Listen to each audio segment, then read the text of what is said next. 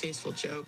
Hillary Knight, while the U.S. men's team attended last night's State of the Union, the women's team declined an invitation, citing logistics as well as scheduling concerns.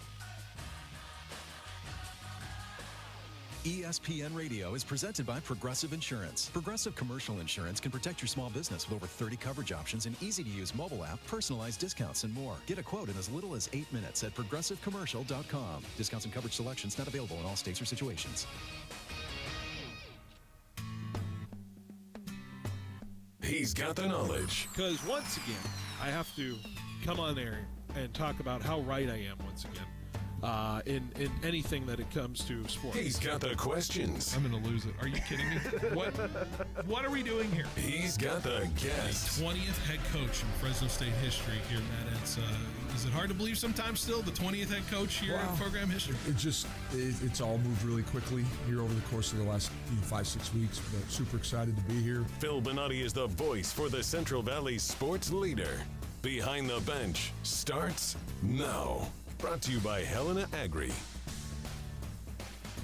That's right. Behind the Bench here on 1430 ESPN Fresno, the Valley's local sports leader, here on this February 25th year, a Wednesday for you folks, hump day for you folks. We're getting closer and closer to Selland Arena here in a couple days. Excited for that. Which we are just counting down the hours until then. 48-ish, a little bit, 50 hours, I would say, until then. Or no, less than 48 hours until we are getting ready to roll down at Selland Arena on a Friday and Saturday. Good to be here. Big thanks to Tony D for tossing it to us in the previous segment. Tony D Show Sportsline Bulldog Hour with Tony D from 2 to 3 p.m. And Big show, of course, on our airwaves. You can listen to it live and on demand on the 1430 ESPNFresno.com website and on the 1430 ESPN Fresno app as well. So be sure to check in there. My show, his show, Paul Mender's show, the Central Valley Sports Report, live from 10 a.m. to noon on Saturday as well, live from First String Sports. You can listen to it then. We are streaming live on Facebook, Twitch, and YouTube. You can check out those spots. ESPN Fresno is what you search, so you can check it out there. We also, of course, are on our social media accounts, ESPN Fresno, the spot to be when you want to check out all of the content that we have for you. Big day today, of course. Lots to talk about. 3 hours before we send it off to the FBU Sunbird Sports Show, which happens later tonight, 6 p.m. Paul Mender's going to swing by over on 790 FBU Sunbird Sports Show, 6 p.m. to 7 p.m. tonight during that time frame. Let's talk about the agenda for today, but before we get to that, Lee's Air Hotline is how you reach us. Sponsored by Lee's Air Plumbing, Heating, and Roofing. Lee's Air Hotline, 559-320-1430. The way to reach our show, 559-320-1430. The way to get a hold of us, get on the air, talk to us about anything that's on your mind, including the topics we talk about today. Lee's Air Weather Check, folks.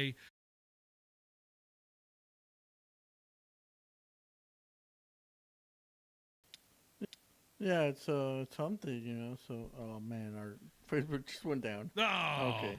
Well, yeah, well, it was good until, that, but. Let's just keep it on the YouTube side as well. Still good. I mean, we're still on YouTube and Twitch. But, yeah, it's been a good Wednesday so far. Love this weather. Loving this weather. There you go. Well, it's been a good Wednesday. Why am I thinking Thursday? I keep thinking Thursday today. I don't know. Is there any reason why I want to think it's a Thursday today? I think you're just excited for Selland. Maybe that's it. Maybe that is it. I'm very excited about Selland Arena. Of course, we got our guests who are going to be playing with Selland, Lee's boys, Lee Mayberry, and a couple players as well for Clovis boys basketball. Are going to be joining us here in the next 10 minutes. But before we get into that, I want to get into our top sports story today, which, of course, is reacting to last night's Fresno State basketball game. Bulldogs losing another one on the road to Colorado State in a game where they were controlling it for quite some time throughout that basketball game, even into the second half. But then things shifted tremendously in one aspect when it came to an injury. And unfortunately, with about 18:30 to go, and it's ironic, this is right when I tuned in. Right exactly the moment I tuned into this basketball game, which for some reason I found on Prime I don't know why I found it on Prime, but it was just on my splash page, and I was like, all right, I'm assuming this is where I watch it. And it was on the Rise Network or the Lift. I can't remember what it was. Some Colorado-based something, right? Anyways, regardless, I was watching the game. And by the way, it was an old school watch way as well because they weren't putting the score up at all during the game. Like, you just had to, like, kind of memorize that. I would go insane. I need to see the score. Yeah. So allegedly, with about 18:30 left in the basketball game, 43-36, the Bulldogs were leading, and then the injury to Zayon Collins, which appeared to be a lower leg injury, appeared to be an injury that he could not put any weight on. I'm seeing reports it was described as a calf injury, and his status is undetermined for the foreseeable future, which is unfortunate because 3 games left, and the Bulldogs have a tournament as well. It is starting to feel like we are reaching the point of no return on these injury situations, and unfortunately, another one going down was Zayon Collins, and now I'm sitting here just bummed out. I'm just kind of bummed out about how that turned out yesterday, and I don't blame anything on anybody in terms of the way the game went. The Bulldogs fought their tails off last night in a very, very, very tough environment, holding off the Rams for quite some time, but down the stretch, the offensive possessions were stalling for both teams, minimal points for both teams.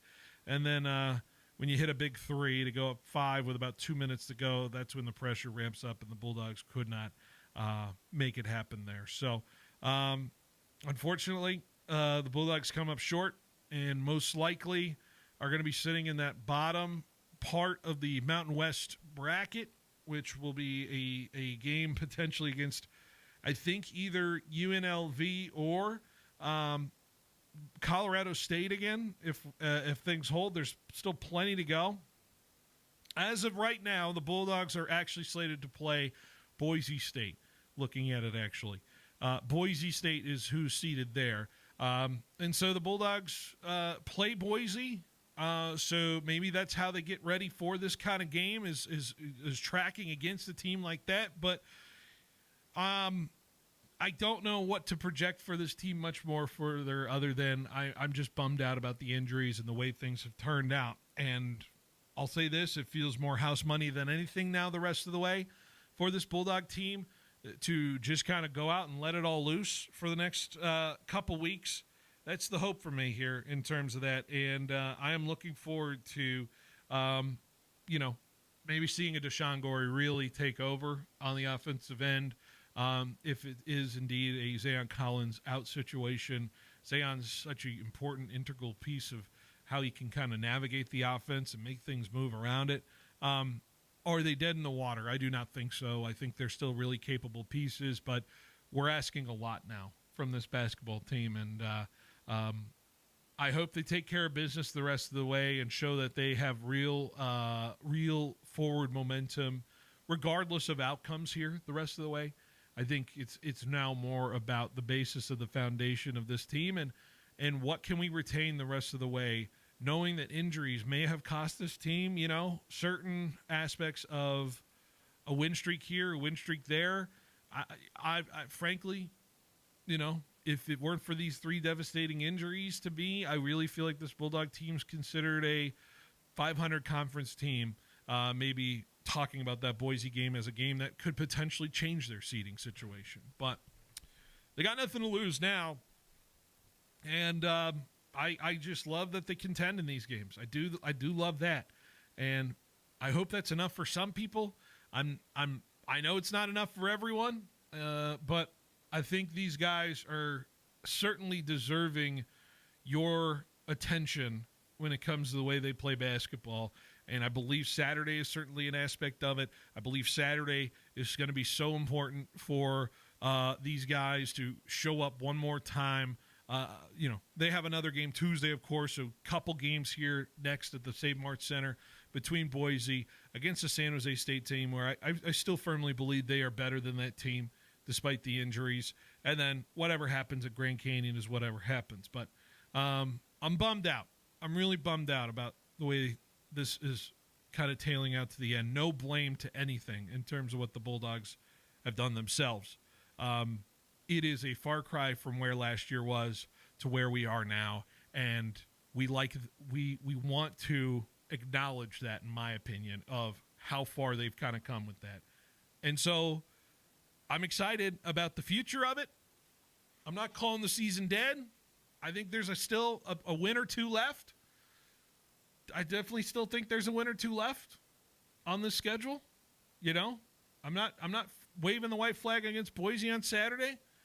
You know, I just hope they reinforce what they're truly feeling as a roster and feeling as a team in terms of that this is a basketball school that can turn into that a little bit when it gets into the Pac-12, especially when, you know, we're seeing Gonzaga take on some big teams coming in, and we'll certainly be those kind of dogs that face Gonzaga moving forward to it. So I'm bummed out. I'm sure you guys are bummed out about the injuries. Daniel, feel bummed out that another Bulldog goes down in that game last night? Yeah, I'm really bummed out because he's been one of my favorite players that's been on this roster this year. And the fact that, like, I was checking the game periodically, and, like, I saw we were winning for most of it, and then to see it collapse like that, I'm just like, dang. Like, that's how a lot of these games have gone this season. But I do think we can see, I think it's possible, like you said, another 1 or 2 wins, and I think maybe a win or 2 in the tournament. But I think that's as far as we go. Yeah. 1 win would be important now, I would say, in terms of what this remaining roster is set to do. Am I expecting it? I don't know. We'll see. This version of this Bulldog team we haven't seen yet without Zayon, and it's tough to lose a guy like that. It really is. We saw a couple games without him, and it's just kind of tough sailing for this team when it comes to not having him in the lineup. But I really believe in the system. I really believe in what they have, and I firmly believe that they can come out and give it their best on Saturday against Boise State, because they got to. Certainly will, and they certainly will against that Boise State team. So, tough trip for sure. All right, let's take a break. When we come back, we got our interview coming up next. Clovis boys basketball is getting set for a championship game on Friday. We'll have it on 1430. We're going to talk to a couple of the members and head coach Lee Mayberry next. So stay with us. Clovis boys basketball coming up on 1430 ESPN. We started like you, a small team with a big dream to serve the Valley. 20 years later, FFB Bank is still proudly backing businesses across California and beyond. We've learned a lot about what it takes to grow, and now we're using that experience to make things easier for you. With our Switch and Save offer, we'll cover up to 90 days of payment processing, provide no-cost equipment, and offer competitive rates so your business can keep more of what it earns. And behind it all is a local team that truly understands your goals and is ready to help you reach them. Make the switch. Save with FFB. Visit ffb.bank to get started. Member FDIC, Equal Opportunity Lender. Sports fans of the Central Valley, are you ready to step up your game day grilling? Step into the Butcher Boss and discover winning flavors the champions crave. Ask about their 5 for $35 deal, where you can feed up to 5 people for $35 every day. Located right off the 41 north of Avenue 11, stop by the Butcher Boss today and become the boss of your barbecue. Quick, where can you find a great selection of Tempur-Pedic, Stearns & Foster, Serta, and Mattress First bedding? Easy. The same place you'll find adjustable beds, sheets, pillows, mattress protectors, and more. Sleep Retreat, Inside Fashion Furniture. It's the same place you'll find 150 recliners, custom upholstery, leather sectionals, dining furniture, and even office furniture, not including thousands of decorating ideas that you're really gonna love. Fashion Furniture on El Paso, across from River Park. There's nothing like it in all of California. Hey, it's Phil Bonatti from Behind the Bench. A new season means big plays, hard hits, and injuries we track every week. But injuries don't just happen on the field. When life knocks you down, you need a strong team behind you. That's Davis & Van Wagenen, attorneys at law right here in Fresno. Davis & Van Wagenen fight for Valley families hurt in accidents, and you don't pay unless they win. It's a winning game plan from Davis & Van Wagenen. Visit DavisVanWagenenLaw.com. Davis & Van Wagenen, your hometown injury attorneys. Every morning, we rise and shine and brush away the night's rest. These routines help us start the day off right. Nature Made vitamins are a simple step in that daily care regimen. Multivitamins with daily essentials clinically studied probiotics for gut health support, magnesium to help relax the body. Nature Made is made to care for you every day. These statements have not been evaluated by the Food and Drug Administration. These products are not intended to diagnose, treat, cure, or prevent any disease. If your company sponsors a retirement plan for your employees, why not work with an advisor that's also a business owner and plan sponsor? 401k Specialists is the retirement plan team powered by Thiessen-Duker Modern Wealth Management. As part of Thiessen-Duker, 401k Specialists manages the company's retirement plan for Thiessen-Duker employees throughout California. Our clients appreciate that this experience gives 401k Specialists first-hand insight that informs and improves our service model. They know that 401k Specialists offers tested advisory and support services and an experienced team. It's all part of our 13-point service plan, designed to enhance plan performance and make life easier for plan sponsors and their employees. All created by an employer and a retirement plan sponsor, just like you. Learn more at thiessen-duker.com, then give 401k Specialists a call. The advisors of Thiessen-Duker Modern Wealth Management are registered representatives with and securities offered through LPL Financial, member FINRA SIPC. Are you an athlete ready to level up your performance the raw way? Introducing the Raw Athlete Program from Raw Farm. High schoolers, college athletes, gym warriors, and pros, Raw Farm wants you to see why professional athletes and nutritionists are fueling up with Raw Farm raw whole milk to hit their team goals and personal gains. Raw Farm is the best 100% A2 cream top from seasonally grass-raised cows, non-GMO, certified humane, 100% made in America, and crafted for serious gains. Visit rawfarmsusa.com to learn more and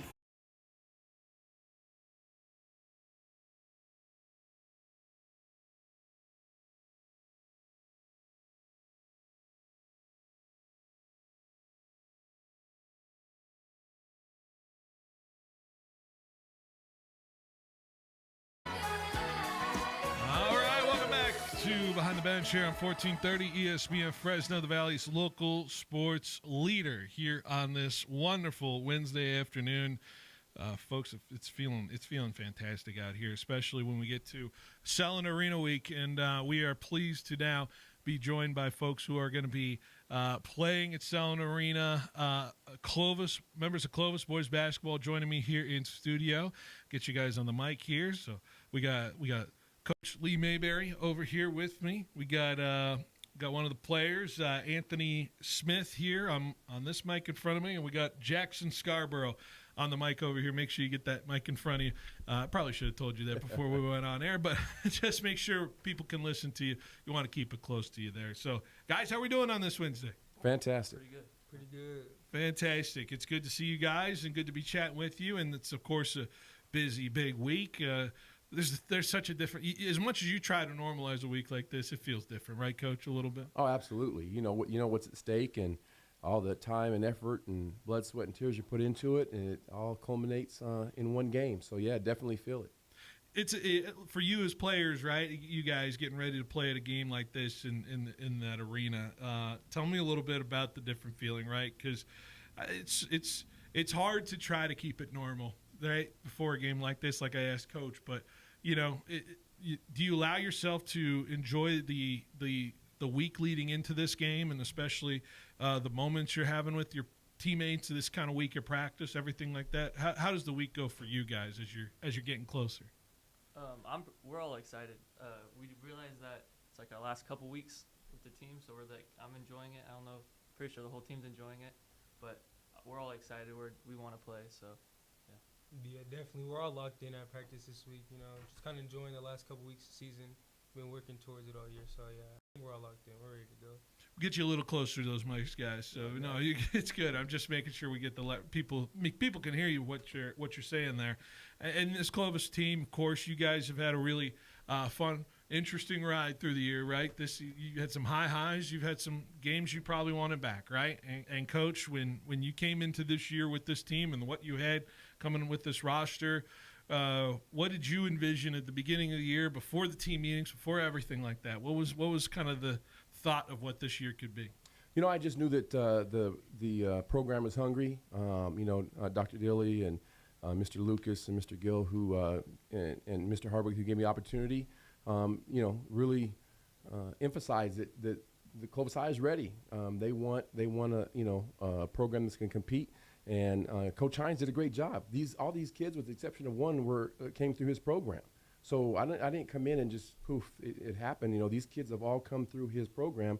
We're just adding to what he did. So he's done a phenomenal job. But when I got it, I just thought, hey, we're going to set the standard, my standard, the vision, get them to believe and trust in each other, and we got enough talent to go out and be successful. We really didn't understand where we were going to be or what we could be until probably the fall when we played some games, and we were kind of surprised at the result of how we had come together. And this team's only been together about 4 or 5 months. And, you know, you play teams that have been together since they were 7th or 8th grade, and we've only been together 4 or 5 months. So we're really starting to gel right now, which we like, starting to play for each other. And that's what I envisioned, a team that's going to play for each other, is going to play hard and just be tough. And Coach mentioned it about you guys, you know, just kind of gelling and trying to get to that level of where you guys feel comfortable with each other.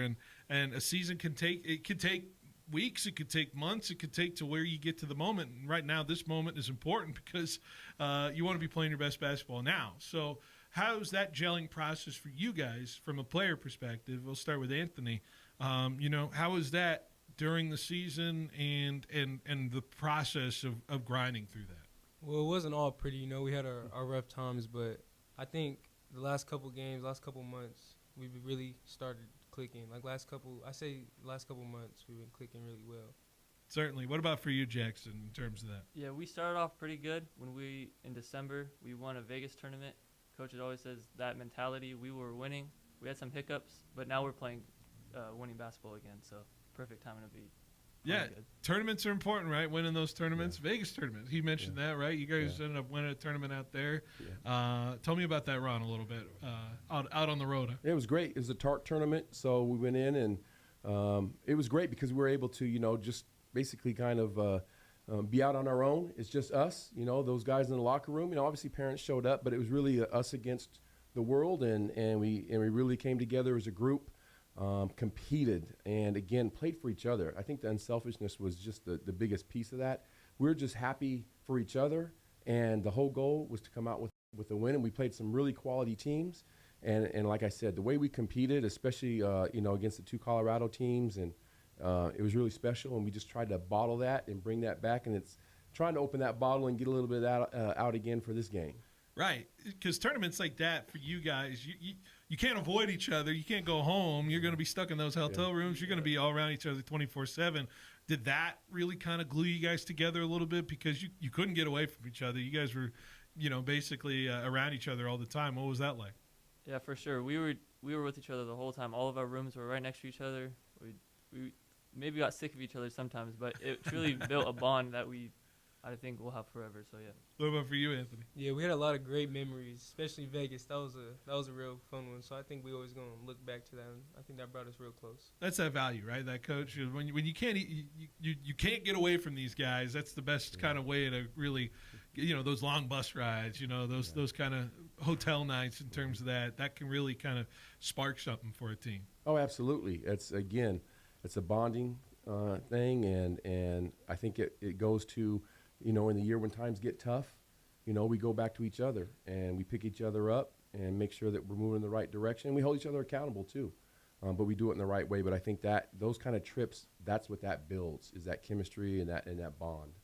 Absolutely. And so you guys are, you know, getting out of that tournament and you're going through your schedule. And of course, we know how tough the track is this year and how things have shaped up in that league. And it's a league you can't take a day off in. And I think you guys know that, right? Yeah. From how the schedule went out. You know, so you start 0-3, right, in the track. Mm-hmm. And there's a lot of teams that could just kind of say, well, you know, what it is, and we're going to kind of lay down here a little bit. But then you kind of build back up into some big wins, including a big win over Buchanan. And so, Coach, how do you avoid that kind of slide as a team when you start 0-3 in this league, and get them back into a mentality of like, the season's not done. Like, guys, I know we're 0-3 in league, but there's a real opportunity here. I think that it really comes down to some maturity. And going into the track, and a lot of guys, again, we had some guys that have played some meaningful minutes in the track, but most of the team had not. And so understanding what it takes to be successful, and every play counts and every play matters. So, getting them to understand that, and like you said, you got to show up every night in the track, and you got to lay your best foot forward. So getting them to understand that, and that, by the way, you can win in the track too. But you have to go out and be committed to each other and committed to the game plan. And I think our assistants do a phenomenal job of putting together great game plans. We have the best in the business, in my opinion. And so they really do a phenomenal job. And so I think just everybody believing and trusting each other and believing in the process. It has to come from the players, of course, right? Coaches can say whatever they want to say in terms of that. But, in terms of that, you take me into – the next day of practice when you guys are coming off that loss, right, to Clovis East, and you could easily just say, man, I don't know, I got the rest of the season. I'm going to kind of roll through here and see how it goes. But I feel like there was a conversation amongst players that might have switched something up, and so guys, it's not over. How did that perspective come from the players as well, especially with the way you guys kind of went on a run from then on there? Yeah, I think as a players, our mentality is different. I know in the past, close-high teams, we go 0-3, we're like, the season's probably over. But this team, I've experienced it. This team, our mentality is different. We want to win, no matter what. So going 0-3, we weren't worried. We knew what we needed to do. And, we just wanted to win, and that's what we did. What about from your perspective, Anthony? Yeah, kind of what Jackson said. We were 0-3, but we feel like we could beat anybody on any day. So it's just a matter of showing up every day and just doing that. And you certainly beat anybody on any day with Buchanan, right? And I want to highlight that game real quick because not many teams can say they've beaten this Buchanan team this year, and they're playing for a D1 title. You guys are in that D2 title, but to know that you've beaten a team like that, there's a certain part of you that feels like there's a high mountain this team can reach in terms of its capabilities. And so from a player perspective, and then I'll go to coach here, from you guys, how much do you try to bottle that up as a team versus maybe taking from that experience and saying, guys, we can play our best basketball when it's right there in front of us. Either of you guys can kind of jump in there. It makes us feel good knowing that we beat a team like that. It's also frustrating that we want to compete with those teams at the same time. Right. But we played with the cards that we were dealt. We're in D2, and so we're making the most of it, so we're going to try to win D2. What about for you, Anthony? Yeah, kind of what Jackson said. We know we can beat any team on any day. Just unfortunate that we couldn't go into D1, but D2 is where we're at, so we're just going to have to deal with that. And Coach, knowing that that's the threshold of this team, right, the high highs of this team, and it's – when you see the best basketball of this program, it can seem to beat anybody, right? And so Absolutely. What does that tell you about your team as a coach? That they're special when they want to be. But it's, again, like you said, we can put in the best game plan, we can have the best practice, but if they don't go execute and play for each other and play hard, it doesn't matter. And I think the games we had success, that's what we saw. We saw that, they played hard, they played for each other, were unselfish. And what mattered was that the score at the end of the game, not the score that you had in the playbook or on the stat sheet. So when those things happen, we're pretty special. And like I said, a lot of it's maturity, and I think that we've been trending in the right direction lately. And of course, you're trending in this playoff run, right? You play some good teams. You play some teams that have been in this game that you're playing in that has won that game, right? You beat a Mission College Prep team. You beat a Bakersfield team that a lot of people are looking at, right? And so having these opportunities against some quality opponents and getting ready for this game, what has the playoff run taught you about this group? Oh, maybe I'll start with Coach here. That, again, we have every opportunity to be successful if we want to be. Atascadero's tough. They thumped us earlier in the year. So they've got the edge. We got to come in and clean up. I didn't do a great job coaching, and the players kind of, didn't do a great job competing that night. And so we all got to fix what we did wrong, come in with the right attitude and mentality, and just give ourselves an opportunity at the end. That's all we're asking for, but it starts with them on the floor and making sure that we have the right game plan. But I think we're excited because we have the opportunity. Not a lot of teams get to this point, and it's very few and far between. So when the opportunity is there, just put your best foot forward, walk away from the game knowing that you gave everything you could. Anthony, the same question to you, and then we'll go to Jackson. Just the playoff run, the way this team has felt the last week and how you've played. I know you want to play the game like 4 days ago. You wanted to play that game, right? But so tell me how much you've been trying to ride on that momentum and what the team has really shown you the last week here. Man, it showed that we never give up. You know, we could, like, when we're playing together, we're playing our hardest. I feel like nobody can beat us. So if we just keep doing that, it showed us that we're a tough team. What about for you, Jackson? I think we just want it more. I know we want it more. Someone told us that Close hasn't won a Valley's in almost 80 years. So Wow. that's even more. That just gets us going. Like, we want to put our stuff in the gym. Like, we want that to be up there. So Yeah, the banner's important, right, Yeah, Coach? yeah, absolutely. The guys feel the history a little bit, right? They know about that history. There's pressure to it, or maybe there's a free, you know, I don't know. What it comes with that when you hear 80 years since the last time Clovis won? I embrace it, and I had a coach in college that said that it doesn't matter when you won one; it's in your history, it's in your bloodline. Right. So it's there. You just got to go wake it up and go get it. And so that's what we need to do. We need to go get it. And so I embrace it. I think it's a great thing.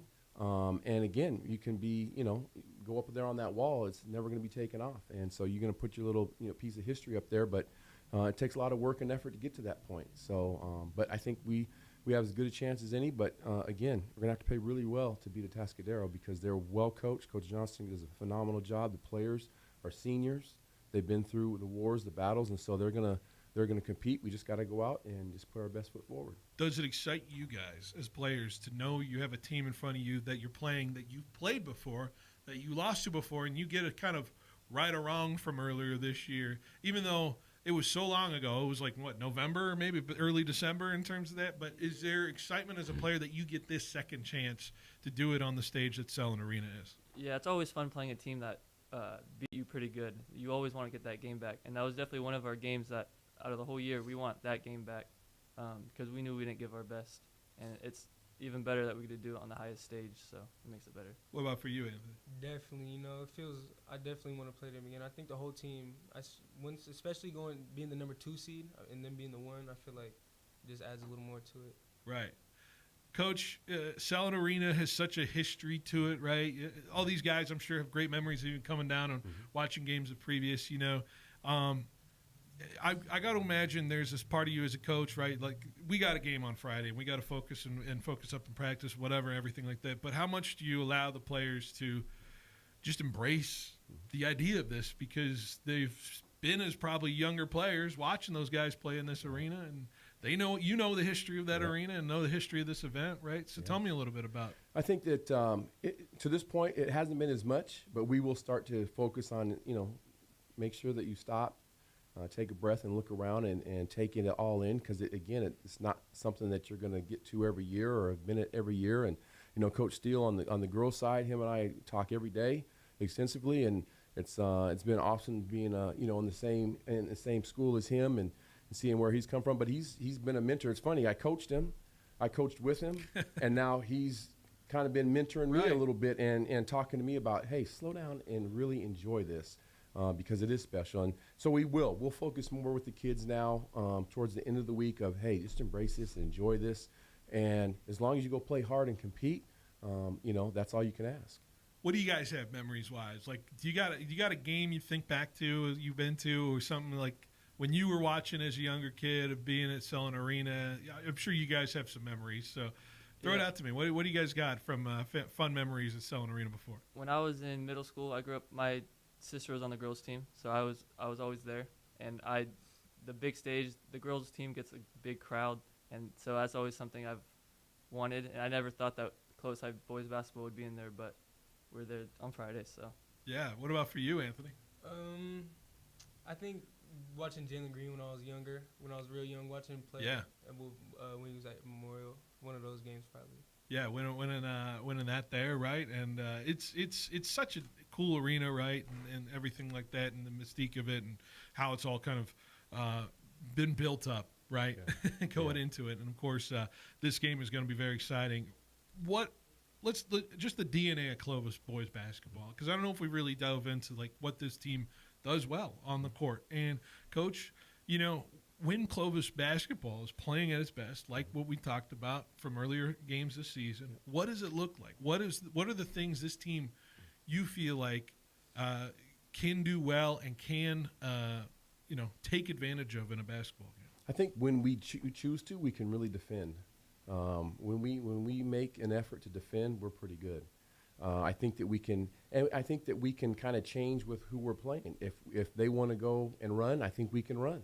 If they want to slow it down, we got size, and we can slow it down. So it's just a matter of our guys being focused and locked in mentally. And as long as we're doing that, whatever it is, I think we can kind of adapt and morph into whatever it needs to be. But it really starts with us, and we've been preaching this, and it's actually, the proof is in the pudding. When we play really good on defense, the offense it starts clicking, and we have a really good rhythm. But it starts on the defensive end, but we have the guys that can play that way.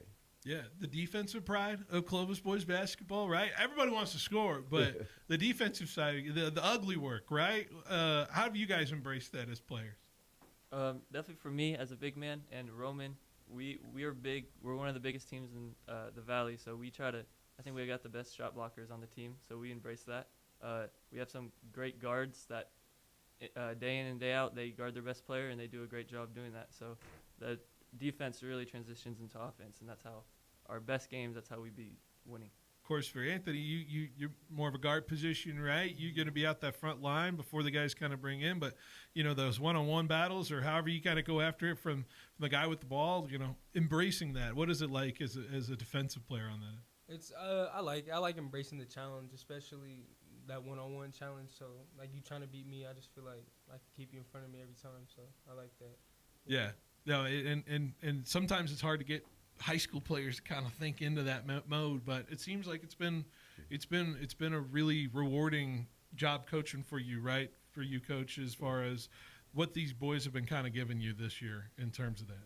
Yeah, no, they again started in the spring, and it was kind of that who is this guy, and the trust factor wasn't all the way there. The summer had some high moments, got everybody in the fall and started playing in the fall, and I think that they've embraced now, understanding that, when we're preaching defense, there's a reason, because we've seen success from it.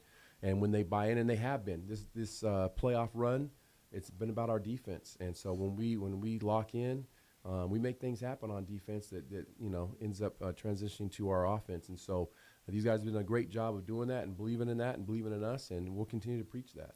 Well, we can't wait for this game coming up on Friday night at 8 p.m., Hopefully we're on time. I think they rattled pretty good on time in terms of it. But we will be there 8 p.m.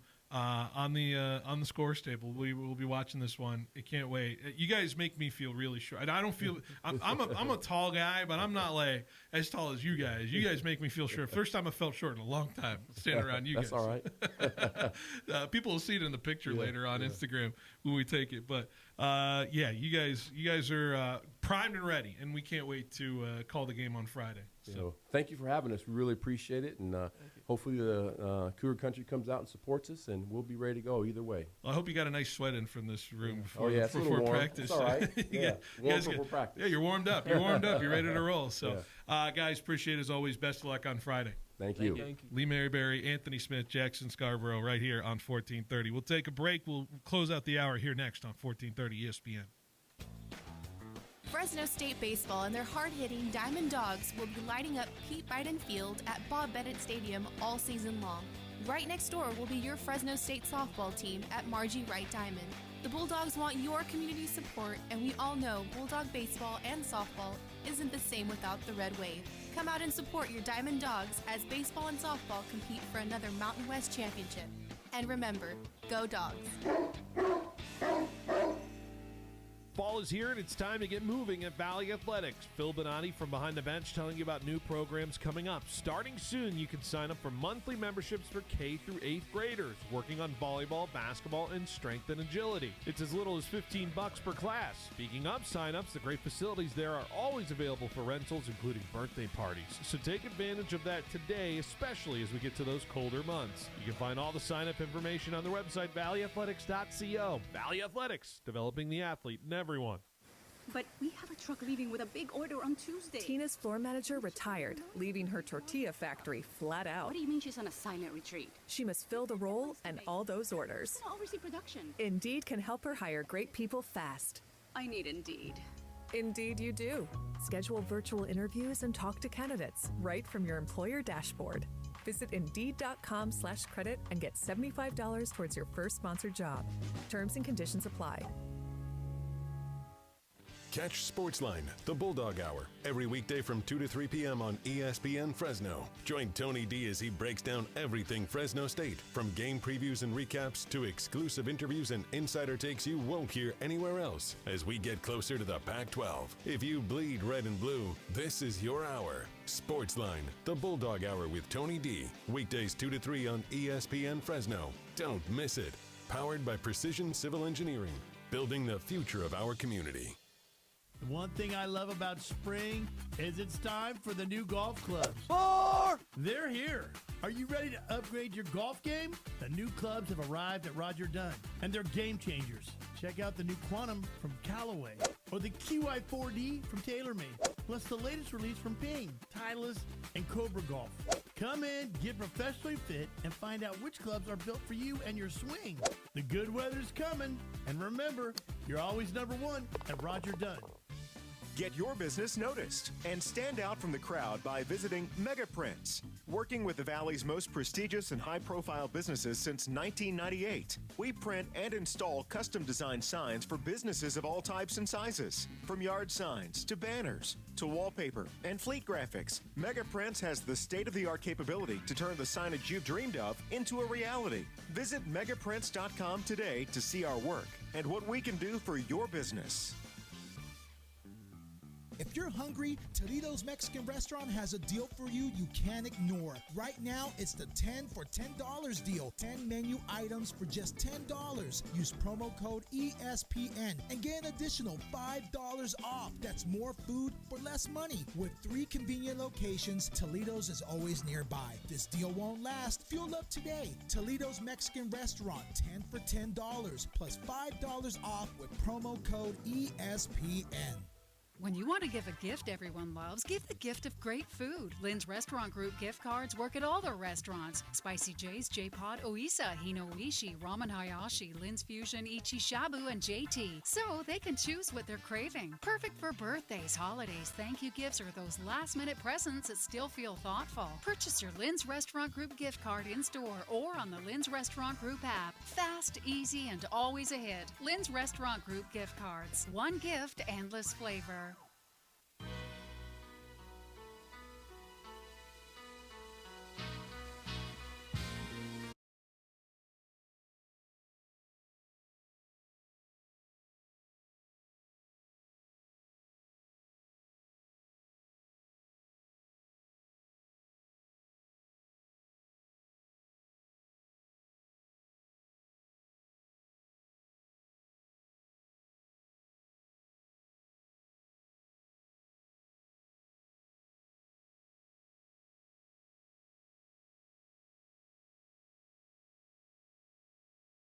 To Behind the Bench here on 1430 ESPN Fresno, the Valley's local sports leader. As we are finishing up our first hour of our show here, big thanks to Lee Mayberry, Anthony Smith, Jackson Scarborough, all members of Clovis Boys Basketball stopping by earlier in the hour. If you want to hear that interview, it's on demand on 1430ESPNFresno.com after the show is over at 6 o'clock. So be sure to tune in over there. Great interview, though. Appreciate them stopping on by. And now we got great insight on what is going to be about that Clovis boys basketball team when we broadcast them on Friday night, part of our quadruple header of basketball all weekend. Can I call it a quadruple header, or is it 2 double headers? Am I allowed to call it a quadruple header over 2 days, or is it a double header for 2 days? No, because it would be back-to-back, to back-to-back. Yeah. So that would be a quadruple. So it's not really back-to-back to back-to-back. So it's a double header in 2 days. I want to call it a quadruple header, though. I mean, you could call it whatever you want. I guess I can. There's no law against it, right? Dan, can I call it a quadruple header of basketball on Friday and Saturday? Why not? All right. Quadruple header. No, people are going to be angry. Who cares? I don't know. Should I call it a quadruple header? Call in 559-320-1430. 2 games Friday, 2 games Saturday. Reminder, Friday we have at 4 o'clock McLean and Sanger West. At 8 o'clock we have Clovis and Atascadero. Saturday we have Clovis and Clovis West girls. And then we have Buchanan and St. Joseph boys Saturday as well. So there you go. 4 games, 2 days. It's coming at you. I don't know how much to dive into this topic other than this next topic that we have here on the sheet. The Raiders' delusion of where they sit and what their status is and what they're dealing with their defensive end, Max Crosby, is confounding to me a little bit. Their ability or inability to potentially make him a player that's going to be playing for them next year. I feel like we're coming at an ugly divorce between the Raiders and Max Crosby, because clearly the dude is not locked in on playing for the Raiders next year. And clearly the Raiders seem like they absolutely need him coming into next year. Now, whether that is true or not in both instances, I find this dynamic interesting and fascinating, and where it's going to go and when the bomb is going to drop, especially with the Raiders are holding all the cards in the draft. And is there a draft deal that can be made? It would have to be King's Ransom style of who would want to trade up for that kind of situation. What is Max Crosby's actually price tag going to be? Like, what is he worth? There's all kinds of different situations permeating out there. And what is advantageous for the Raiders is to get young, get talented, and be cheap, especially when you have your quarterback right now that we believe is going to be the number 1 overall pick with Fernando Mendoza. So I think I do believe the clear and obvious choice is to trade Max Crosby away, but I also understand that if you're just going to try to draft another Max Crosby, you might as well just have Max Crosby. But the problem is, what is that going to be worth to you in terms of the headache of coming into the next season? And is he going to be, the guy who's going to sit out until the very last moment? Unless he totally Le'Veon Bell's it. Like, I just don't see a reason why Max Crosby has a chance and an opportunity to kind of sit there and not want to play football. Like, when the season starts, if the Raiders are going to hold true to this, he's going to want to have to play football at some point, right? Especially with a guy who, I don't know how many more deals or years in the deal he has left in terms of what his extension is, but I can't imagine it's not too many more years left on the Max Crosby deal. But it's advantageous for the Raiders to deal him away. But I do understand the position of why they don't want to quite just let him go. But then again, if you say you're going to be trading him away, there goes all your leverage in the trade negotiations, because clearly all your trade partners are going to lowball you, knowing that the guy doesn't want to play there and knowing that you want to trade him. There's no leverage to say, well, we may not do it, we may not do it, we may keep him, he may, you may not get the guy. Unless the Raiders can really play the game of let's swirl the rumors around and see how many offers are out there, whether they're fake or whether they're real, and who is in an advantageous position to trade for him. I know one team for sure is in an advantageous to trade for him right now with the pieces that they have. I'm looking at you, LA Rams. I'm looking at you with your multi-first round picks. I could see that. I really do see that. Yeah. I was just thinking of a team who really needs somebody on the defensive side that has a good line, because I feel like that is something that the Raiders should be looking at, is some decent or very good, I should say, because Crosby. So we're talking player for player. I'm talking maybe player for player, or maybe a decent player along with draft picks. Because I think that is what would benefit the Raiders. Well, who are you in your mind there? I'm thinking maybe like a Deion Dawkins. Okay. Because the Bills' defense isn't the greatest. They're not the worst, but. But then you're kind of, in my mind, you're kind of replicating. Like Joey Bosa isn't Max Crosby, but it's not like, I feel like you're duplicating what you have there, as opposed to. But then again, Joey Bosa's hurt a lot, and Bosa did play considerably a lot this year, so they kind of avoided the disaster situation of Bosa. Is there a Deion Dawkins style kind of, like the Raiders were supremely disadvantaged when they had Christian Wilkins kind of walk away from that situation. That situation was very strange. Yeah. With how that all turned out. So the Raiders dealing with that certainly set them back in terms of the D-line situation. But like I said before, did you want to trade for a pick and make that pick another cheap defensive lineman guy that you draft and say you hope you hit on? When you did draft Max Crosby and you hit on him. So, like, it's so hard to replicate that, right, for your DN defensive pressure guys. So if that's the way they want to go and do business is I just want to trade Max Crosby for a draft pick, if I'm drafting another D lineman, if I'm the Raiders, if I'm a Raider fan sitting there right now, I'd lose my mind that they've been we just had a D lineman there. Like Max Crosby did, he was the guy. So we're just going to hope another guy works when we don't know it's confirmed that he is a guy that can be an impact player in the league. To me, that doesn't sound like a good strategy going into it, right?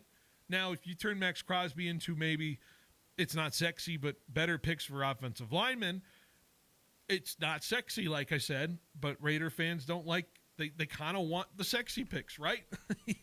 The Raiders, brass always goes for the sexy picks. It's never going to be the sound building from the interior kind of situation. They want the 4-2-8 guys out there. That's the Raider way. So, like, signing Tyreek Hill sounds exciting, right? And what that can turn into. But I just don't know if they're going to get what they want immediately if they trade Max Crosby away. The guarantee is that Max Crosby, I don't know what kind of conversations he has with Kubiak and what that looks like. I got to imagine it's got to change at some point, but maybe there's a deteriorating relationship with the GM and John Spytek, and that could certainly be a situation that's irreparable. But I don't know. The Raiders got options. I don't know if there's a right answer or wrong answer to this situation. Like I said, I feel like the right answer is to trade the guy, but I also don't know if that's the right answer in the respect of you need some pillars on this team to say you have talent there. You trade Max Crosby away, where's the talent? Nowhere.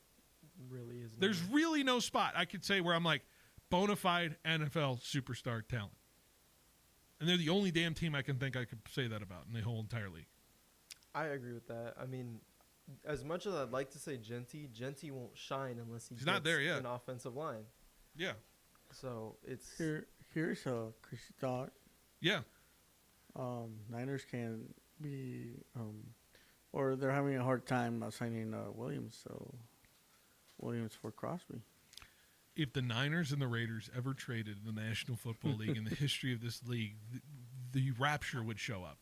They have before. I mean, it's nothing serious, but no, they have before. Not especially when the Niners have to play the Raiders this year, and the Raiders certainly don't want to see Max Crosby lining up against them for one game next year. That cold day in hell, Jorge. That trade will go down.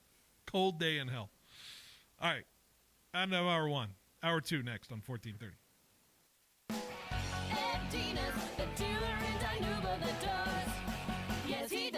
Tax season is truck season at Ed Dina's. Every GMC Sierra and Chevy Silverado is priced to move.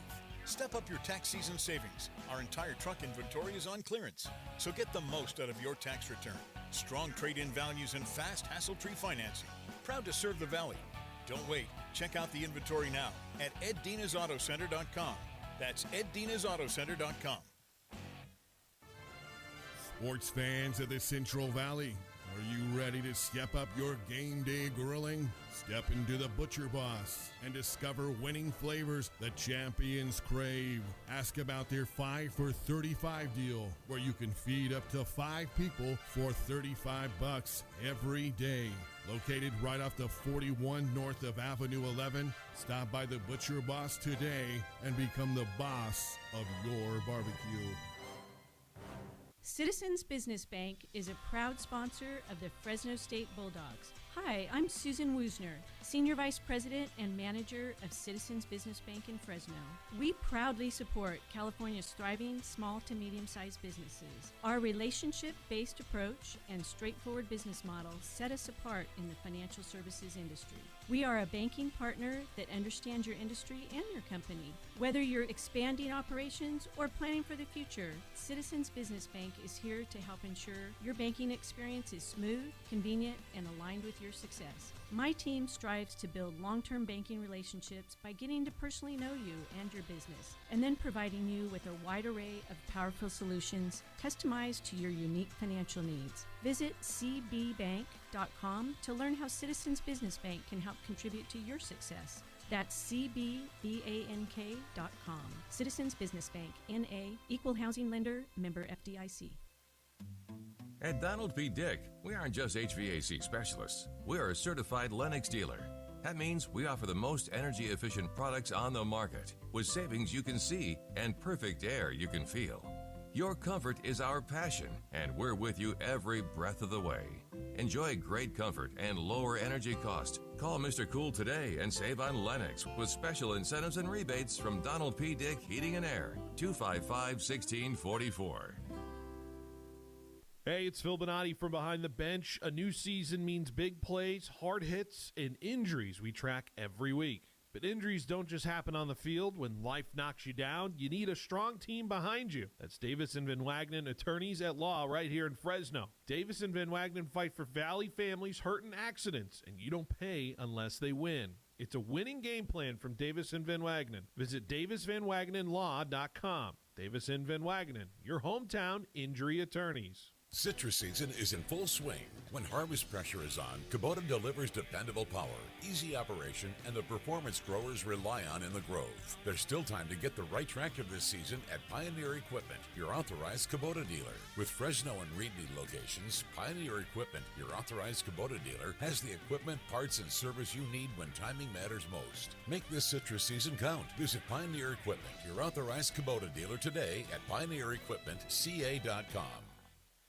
Introducing The Sidebar, a brand new open-air beer garden at Me and Ed's Coney Island Grill in River Park. Experience a new way to catch a game, hang with friends, and enjoy new appetizers, char-grilled burgers, salads, wings with over 10 house-made sauces, and of course, world-famous Me and Ed's pizza. Thirsty? Try our self-poured taps with over a dozen craft beers, wines, ciders, and craft seltzers. Plus a full bar with an impressive selection of tequilas, whiskeys, and craft cocktails. The Sidebar at Me and Ed's Coney Island Grill, now open in River Park. Your home for high school sports. 1430 ESPN, the Valley's local sports leader. KFIG Fresno. Thumb fracture last night, and as a result is questionable tonight against the Bucks. He's been evaluated by a hand specialist and will not require surgery. He'll undergo treatment and further evaluation. Cavs already tonight without guard Donovan Mitchell and power forward Evan Mobley. Thunder will be without point guard Shai Gilgeous-Alexander, a ninth consecutive game tonight against the Pistons due to an abdominal strain. Tip-off bottom of the hour on ESPN. After a rough shooting performance in Monday's Spurs loss, do expect a motivated Cade Cunningham for Detroit tonight, says ESPN NBA analyst Janae Aguamake. I look at Cade Cunningham seeing an opportunity. Obviously, SGA is not there, but still it's his squad. And so why not send a message to the team that you could potentially see in the NBA Finals, and also a message to yourself that I can bounce back, because that's the expectation. The Finals is not easy. You might drop a game, but how you respond matters most. The NBA Wednesday doubleheader caps off with the Celtics at the Nuggets at 10 Eastern. Boston guard Jaylen Brown's back after missing last night's game with a knee contusion. Former longtime Virginia men's coach Tony Bennett joining the Lakers as NBA draft advisor to President of Basketball Operations and General Manager Rob Pelinka. NHL Penguins captain Sidney Crosby on injured reserve. He's out at least 4 weeks with a lower body injury suffered while playing for Team Canada at the Olympics. NFL Bears gave linebacker Tremaine Edmonds permission to seek a trade. If he doesn't find a trade partner, he's in line to be a cap casualty. Releasing him would create about $15 million in salary cap space for Chicago. Edmonds entering the final season of a 4-year deal. Hey, it's Evan Cohen. Coming up Thursday, we'll continue to react to all the sound coming out of the NFL Combine as we look ahead to the actual workouts on the field. It's Unsportsmanlike, 6 a.m. Eastern, right here on ESPN Radio, ESPN2, and ESPNU.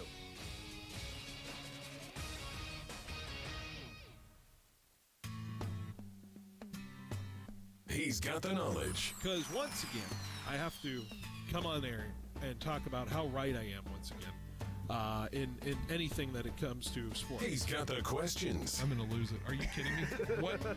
What are we doing here? He's got the guests. 20th head coach in Fresno State history here, Matt. Is it hard to believe sometimes still the 20th head coach here in program history? It's all moved really quickly here over the course of the last 5-6 weeks. But super excited to be here. Phil Bonatti is the voice for the Central Valley sports leader. Behind the Bench starts now. Brought to you by Helena Agri. That's right. Behind the Bench here on 1430 ESPN Fresno, the Valley's local sports leader, here on this Wednesday, February 25th, final week of February before we send it out. I love this. If you're just loving like a calendar quirk thing, I love this 4 weeks straight, no extra weird days. The month started on a Sunday, and it's just 4 lines on a calendar. Just something aesthetically pleasing about that right now, about the month of February, guys. It helps the calendar companies, I'm sure, that print out the calendars, right? Yeah, I did notice that. It was awesome. Like, you get 7, 14, 21, 28. Easy month to remember the days for, especially when we don't have that leap year, the God-forsaken leap year. Are you a leap year hater? I'm a leap year hater. Because if there's a leap year, that means I'm one day more away from my next paycheck. Okay. What would you do if your birthday was on February 29th? I would not observe it. I would just say that's a joke. I'm sorry. And yes, you can say I'm like 5 years old when I'm actually like 20. Go ahead. So if your birthday's on the 29th, do you observe your birthday on the 28th or the 1st? Yes, you observe your birthday on the 28th. Okay. Actually, no, you observe it on the 1st. I had this argument with a friend. If you have a birthday in February, I'm sorry, I'm not observing it. So it's a March birthday. You're going to March 1st. I'm celebrating on March 1st. I'm sorry. Yeah, it's just how it goes. It's just the way we litigate it. It's the way. February, I can't handle more than one celebration, and especially if you have ladies in your life or special people in your life. That month is already so much. Like, Daniel, you spent a lot on Valentine's Day, right? I'm sure. Yeah, unfortunately. Spending it on the homie's birthday as well in the month of February, not great for the budget, right? Mm-hmm. So the homie can wait. Yeah. The homies can wait. See, I have a friend who I only remember his birthday because it's on St. Patrick's Day. I don't even know when St. Patrick's Day is. 17th. I'm a bad Irish person. Am I a bad Irish person? Yes. Notre Dame hates you. That's fine. They can hate me. I've hated Notre Dame for years. Well, I told you we're Italian. I'm part Italian. I'm part Irish. Oh. Yeah, I'm a mutt. Nice. A little German in me, too. Yeah. And then supposedly some Canadian in me, whatever that is. You can look. Quebec. Yeah. I can't remember what side of the family the Canadian part is. But one of my parents can actually legally become a second citizen of Canada or something like that. Anyways. Okay. I digress. Somebody who should become a second citizen of Canada is, some of the Lakers last night, with the way that game went down. 110 to 109. And I wrote down on my sheet because I said, 100% Lakers are winning tomorrow. I know the script. I know what's going on. They're going to lose badly to this Celtics team, and then they're going to bounce back and make you feel good about yourself because they're going to play this Magic team, and they're going to go beat them, and then what the hell? And that's what I sit there with last night's game in terms of Lakers. Either you catch the highlights last night with the Lakers? I did not. 110, 109. Lakers lose. Saw a little bit of it. Yeah. Wendell Carter scoring 20 for the Magic last night, including a go-ahead putback bucket with 6.7 seconds to go. Lakers down 1, call a timeout, and then proceed to run one of the worst inbound plays I've ever seen in my life. And I think the scheme wasn't too bad.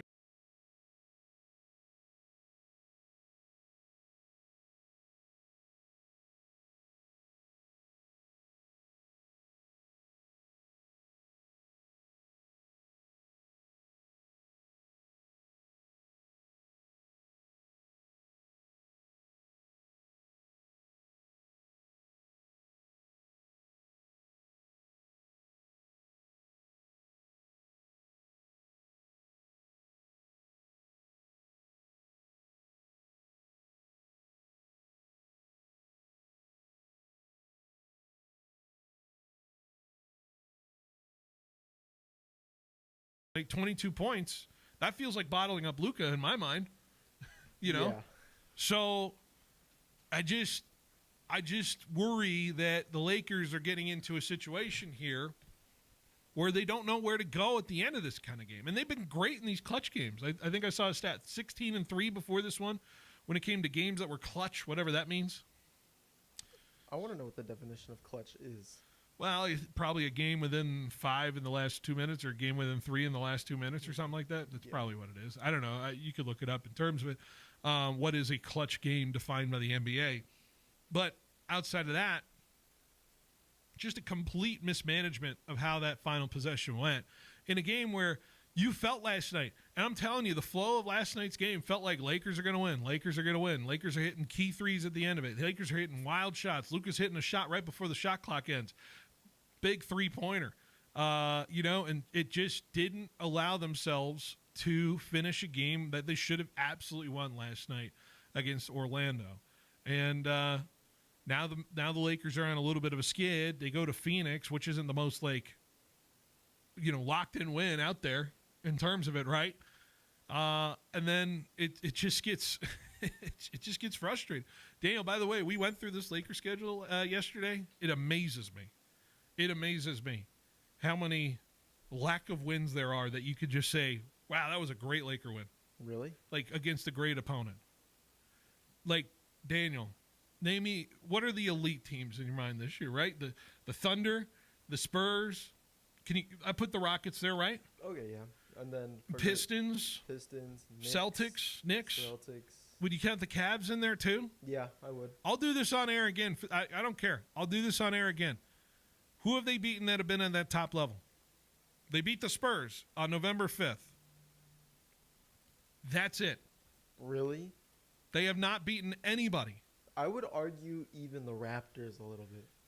They beat the Raptors, but I'm not going to argue there. They beaten the Nuggets? Do you want to count the Nuggets in that tier? I don't think so. No. Right? I think maybe just the top 3 from both. Top 3 from both. That's fair. Top 3 from both conferences. They've only beat that group of teams one time.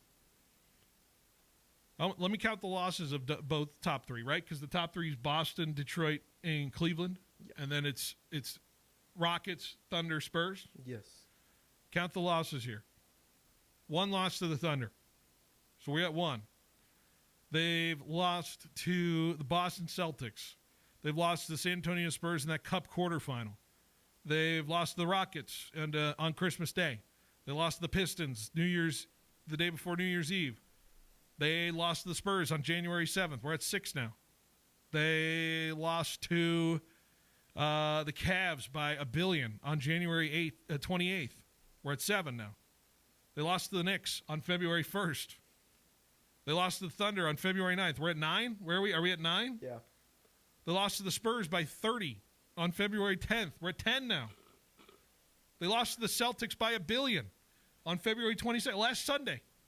We're at 11. They're 1-11 billion against the top 3 in each conference. Is it safe to say that this is a one-and-done team? I don't think they are because they can beat the Nuggets, which is who they're lined up to play. I don't know. It amazes me. I feel like they're only benefiting off the great start that they had in the season at this point. It just showed their ass a little bit last night with how, just mismanaged the whole process was down there. You have a bleeping big 3 that you supposedly say is a big 3 that's supposed to do things and win games. They've only played 13 games together. This is now supposed to be the highest version of your team right now. You didn't have LeBron at the beginning of the year, and so maybe there's a hindrance to that. But then Austin Reeves goes down with the injury, and then Luka's kind of dealing with it. But now they're all back together, and here's what you do. You don't know where the winning shot should go, and Luka passes it to LeBron. This sounds eerie similar to my team right down the road playing the same exact team just a couple days ago because this exact thing happened. Yeah. Because they got a steal late in the game. It was probably 5-6 seconds left, and they had to go back down the court. And it was you would expect Kawhi to take that game-winning shot. Right. They give it to Nick Batum. Yeah. So it's it sounds eerie similar, and I'm just... Don't even tell me about how much Rui Hachimura was scrambling around on defense late in the stages. Paolo's wide open for threes, in really key moments there on defensive side. I think it's time to get rid of it's time for the Rui. experiment to be over. Well, there's a lot that needs to be gutted in terms of what that team is going to look like. Luka certainly has to reshape his mind into understanding that this is his team, and it might be hard to do so when LeBron has so much attention. Like, Luka was the guy in Dallas. I still don't think he feels like he's the guy in LA. And clearly, I think last night, whether it's true or not, I saw evidence that he still doesn't feel like he's the guy. When you pass up the three with 5 seconds to go and you go and look for LeBron. I think no matter what, being on that team where LeBron is still there, he's always going to think he's the second option. Right. Because I think that's just how your mind works no matter what when you're playing with a guy as significant as LeBron. Yeah. 1-11 against top 3 conference teams in either league. It's crazy. I can't believe that. That's crazy. The definition of clutch is someone who performs under immense pressure. They didn't do it last night. God help them they don't do it against Phoenix tomorrow. Hey, that Phoenix game's important, too. Very important. All right, let's take a break. When we come back, Dan Rizanowski, hey, Sharks hockey coming back tomorrow. Let's talk about it next on 1430 ESPN Fresno, the Valley's local sports leader. Food lovers, Mediterranean just got better. Aleppo Kebab is now open on Blackstone and Sierra near the DMV in Fresno. One bite and you're hooked. No flight required for a taste of authentic Mediterranean and Middle Eastern flavor made the traditional way. From Aleppo's tender chicken shawarma and perfectly grilled kofta kebabs to fresh falafel, salads, and warm pita breads. All made with locally sourced high-quality ingredients. Dine in or take it out today at Aleppo Kebab. Better, tastier Mediterranean food at a fast food price. Now open on Blackstone and Sierra near the DMV in Fresno.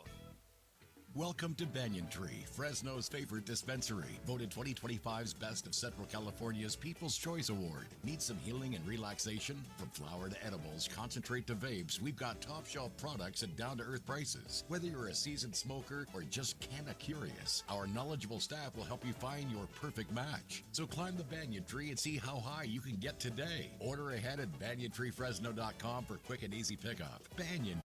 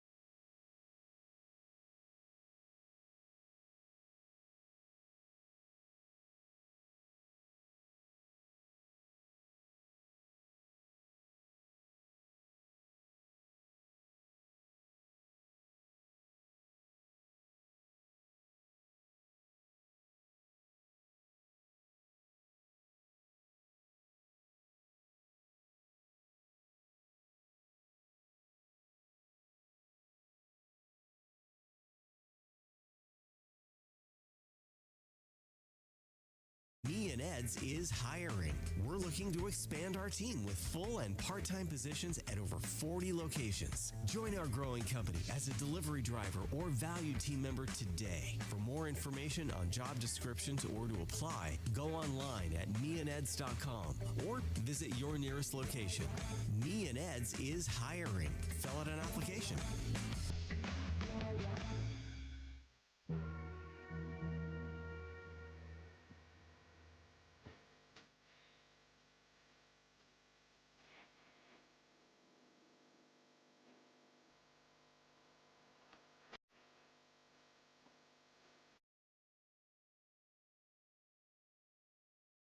ESPN Fresno, the Valley's local sports leader. We're very excited about our next guest, Dan Rusanowsky, joining me on the Lee's Air Hotline. You could listen to him live tomorrow on 790 as the Sharks return to play against Calgary at the Shark Tank. Pregame starting at 6:30, puck drop at 7 p.m. And Dan, it's good to have you back and talking Sharks hockey. I hope we're feeling refreshed after the Olympic break. How are you doing? Oh, I'm doing great. We are definitely feeling refreshed. We're excited, and everybody is really eager to drop the puck tomorrow and get this 6-game homestand going, and then make that drive to get closer. You got to reflect, of course, on that Olympic run for a lot of different reasons, and of course, the highlight of it is this young superstar for the Sharks with Macklin Celebrini. You got a chance to see him today at practice. He returned to the Sharks this week, and he was made available to the media. I know it's not the ideal circumstance he's coming back with for him personally with silver around his neck, but how would you say his demeanor was coming back from his first Olympic trip? As you might expect, everything that Macklin Celebrini has done so far as a professional hockey player has been with extreme calmness, with extreme intensity, with extreme dedication. And, he actually described the moment because I asked him about it when they put that silver medal around his neck. I noticed that he looked disappointed and totally determined at the same time. Something that, you could just see and read in a guy's face when that was happening. Didn't say thank you, didn't say anything, just, bent over a little bit. They put the silver medal on, and you could see that he was thinking a mile a minute. And he said, yes, I'm thinking about everything. I'm thinking about the opportunities lost, everything that I learned. And he said something that was very interesting. He said, most of the time, the biggest learning experiences that you have, and I'm paraphrasing here, come from losses, not from wins. You learn so much more about what's needed. And I think that he's going to apply that, and this is where the resolve comes in. I think he was already thinking about the upcoming 27-game stretch for the Sharks. He's very determined to again, lead the Sharks to the so-called promised land of postseason action, where they'll duplicate the style of hockey that he just played for the last couple of weeks. I think he's proud, very proud to have represented his country, and he should be. He's disappointed because of all of the heat on Team Canada to win the gold medal or bust, because they came just short of that. But he also acknowledged that the Team Canada played well enough to win, but they ran into a great goaltender, and the United States was able to capitalize on the chances, and they're a great team too, obviously, and the Canadian team wasn't. I think that's a focus in a sense today because Macklin comes back to town. But we've got three other players that played in the Olympics. You had Philip Kurashev for Switzerland, and you had Alex Wenberg playing for Sweden. And you had Pavel Regenda, who did a really good job playing for Slovakia. They finished fourth in the tournament, just short of a medal. Same kind of an experience, in a sense, that Macklin had because they were hoping to get a bronze. And really interesting that all of these guys have benefited so much from this. And I think that the rest of the team was excited about watching that, getting a few days off, coming back. And, Coach Ryan Warsofsky told the media today that in his session that he felt the last 2 days of practice have been some of the most focused that he's seen all season long, which is a really good step forward for the upcoming schedule and for putting your foot to the floor with the accelerator pedal all the way down to the final part of the season. Of course, certainly during the Olympics, I'm sure for you're paying attention to those four guys and the way they're fitting into those teams and the way they're growing their own game. Were there things you saw from the way they carried themselves, the way they were participating in this Olympics, the way their games were playing out throughout that 2-week period that stood out to you about wow, there's some things that they're kind of learning and realizing here that they can bring back to the Sharks with 27 left. The one that jumped out the most to me was Regenda, just because he started the season in the American Hockey League, you may recall, with the San Jose Barracuda. And so actually fans in San Joaquin Valley at the beginning of the season had a very short drive to Bakersfield to go see him play when the Barracuda were down there. But, this guy has blossomed so much, and the thing that he's doing is he's playing a brand of hockey that the coaching staff saw in the Olympics. They say, we need him to play that not only the rest of the season, but if the Sharks get to the playoffs, that style of hockey, that net front presence, that difficult to play against style, you can't move the guy. And he's got a nice touch around the net. Dedication to getting back defensively. Those are things that don't necessarily win you Art Ross trophies or Hart trophies, but they might win you a Stanley Cup. And, they always say that the third line on a team is often the key to winning a Stanley Cup. And Regenda is making a valuable statement on his play. Same thing with Alex Wenberg, too, for Team Sweden. He had a checking role with that team, which he probably is going to have here as he signed an extension earlier, just a few weeks ago, to go on for 3 more years as a Shark. And, once Michael Misa gets going in his career and you got Will Smith and Macklin Celebrini, you're looking at Wenberg probably being that third-line center that's going to be there when it's time for the Sharks to really challenge every year for a Stanley Cup. So he played that role for Sweden, did a really good job. Didn't figure a lot on the scoring, but he provided a valuable role. And Philip Kurashev, it was nice to see him get healthy just before the Olympics, because he ended up scoring a goal or two and making some plays and being on playing alongside a couple of guys that we know, Timo Meier being one of them, that I think will allow him to be that Swiss Army knife that everybody needs to fill any type of a role, whether it's a checking role, whether it's a penalty killing role, or whether it's in the top 6. He can do all of those things. And I think he took his game to another level, too. Of course, the focus is on Macklin Celebrini. The fact that at 19, he was one of the most dominant players in the tournament and playing alongside the best players in the world without even batting an eyelash should make everybody really excited amongst the Sharks fan faithful for him coming back and developing his career. I'm curious for the guys who come back into this locker room, right, for being surrounded by such talented, just luminaries of the game and the way things are going, right? And a lot of those guys, a lot of egos in that locker room when it comes to those Olympic rosters. So when you come back and you have to kind of regain that kind of mojo in the locker room that you had for 4 months there beforehand, is it like riding a bike when these guys come back from the Olympics, or is there a real readjustment period to, how they kind of go about themselves back in their own locker room? Well, let's start answering that question by noting that these guys are human beings. And so they've been through a very emotional couple of weeks. They've also had to deal with the physical toll of the travel, the time zone changes, and everything else. Certainly that's no excuse for anything that's going to happen in the next couple of weeks, especially leading up to the trade deadline. But I would imagine that probably emotionally, Macklin's going to have, all these guys are going to have to kind of push a little bit harder. Macklin Celebrini came back just yesterday. And Pavel Regenda came back just yesterday. And in Pavel's case, he was stuck in New York in the snowstorm for 2 days. And in the case of Macklin, they diverted his flight through Miami. And the Florida Panthers GM Bill Zito had a big role in getting him back on a flight a little bit earlier, which the Sharks organization definitely appreciated. But, that takes something out of you, and you have to, recharge your batteries a little bit. Knowing Macklin at 19, he's got so much energy and that resolve and that determination that I talked about, you probably won't even notice it. But he'll have to make a couple little adjustments to his game in the very start.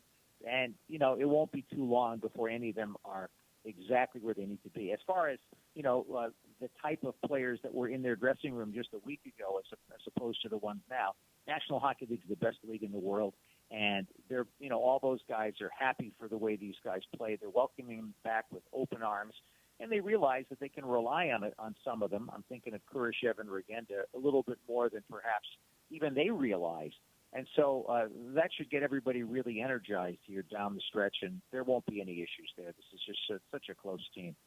Well, I think we're thankful, if you're a Sharks fan, that they're back and there's a homestand here for a good portion of time. You don't have to hop on a plane like those Olympic guys have to do to go travel around. 6 straight games at the Tank, which feels like you get a nice lucky draw there with the schedule now. And for all things considered, right before that Olympic break, the Sharks kind of were sputtering a little bit to that stretch, right? So it's nice to reset with the homestand. And, Dan, I got to imagine that's a real beneficial part of what they're going to be embarking on in this 6-game homestand here, starting with Calgary. Well, it is. And, there's always the first game after the break, first game after the road trip type of syndrome that might come in a little bit for at least a period anyway. But then you've got the fact that everybody is really rested and energized and coming off some really great practices. So kind of a combination of all those things in the first game back against Calgary. The interesting thing, though, is that there's going to be extra attention, especially on Macklin Celebrini. I mean, today there was a gaggle of cameras and microphones all around to talk to just Macklin and to see him, and, of course, to talk to Pablo Regenda, too, for his first session back with the media here and everybody else.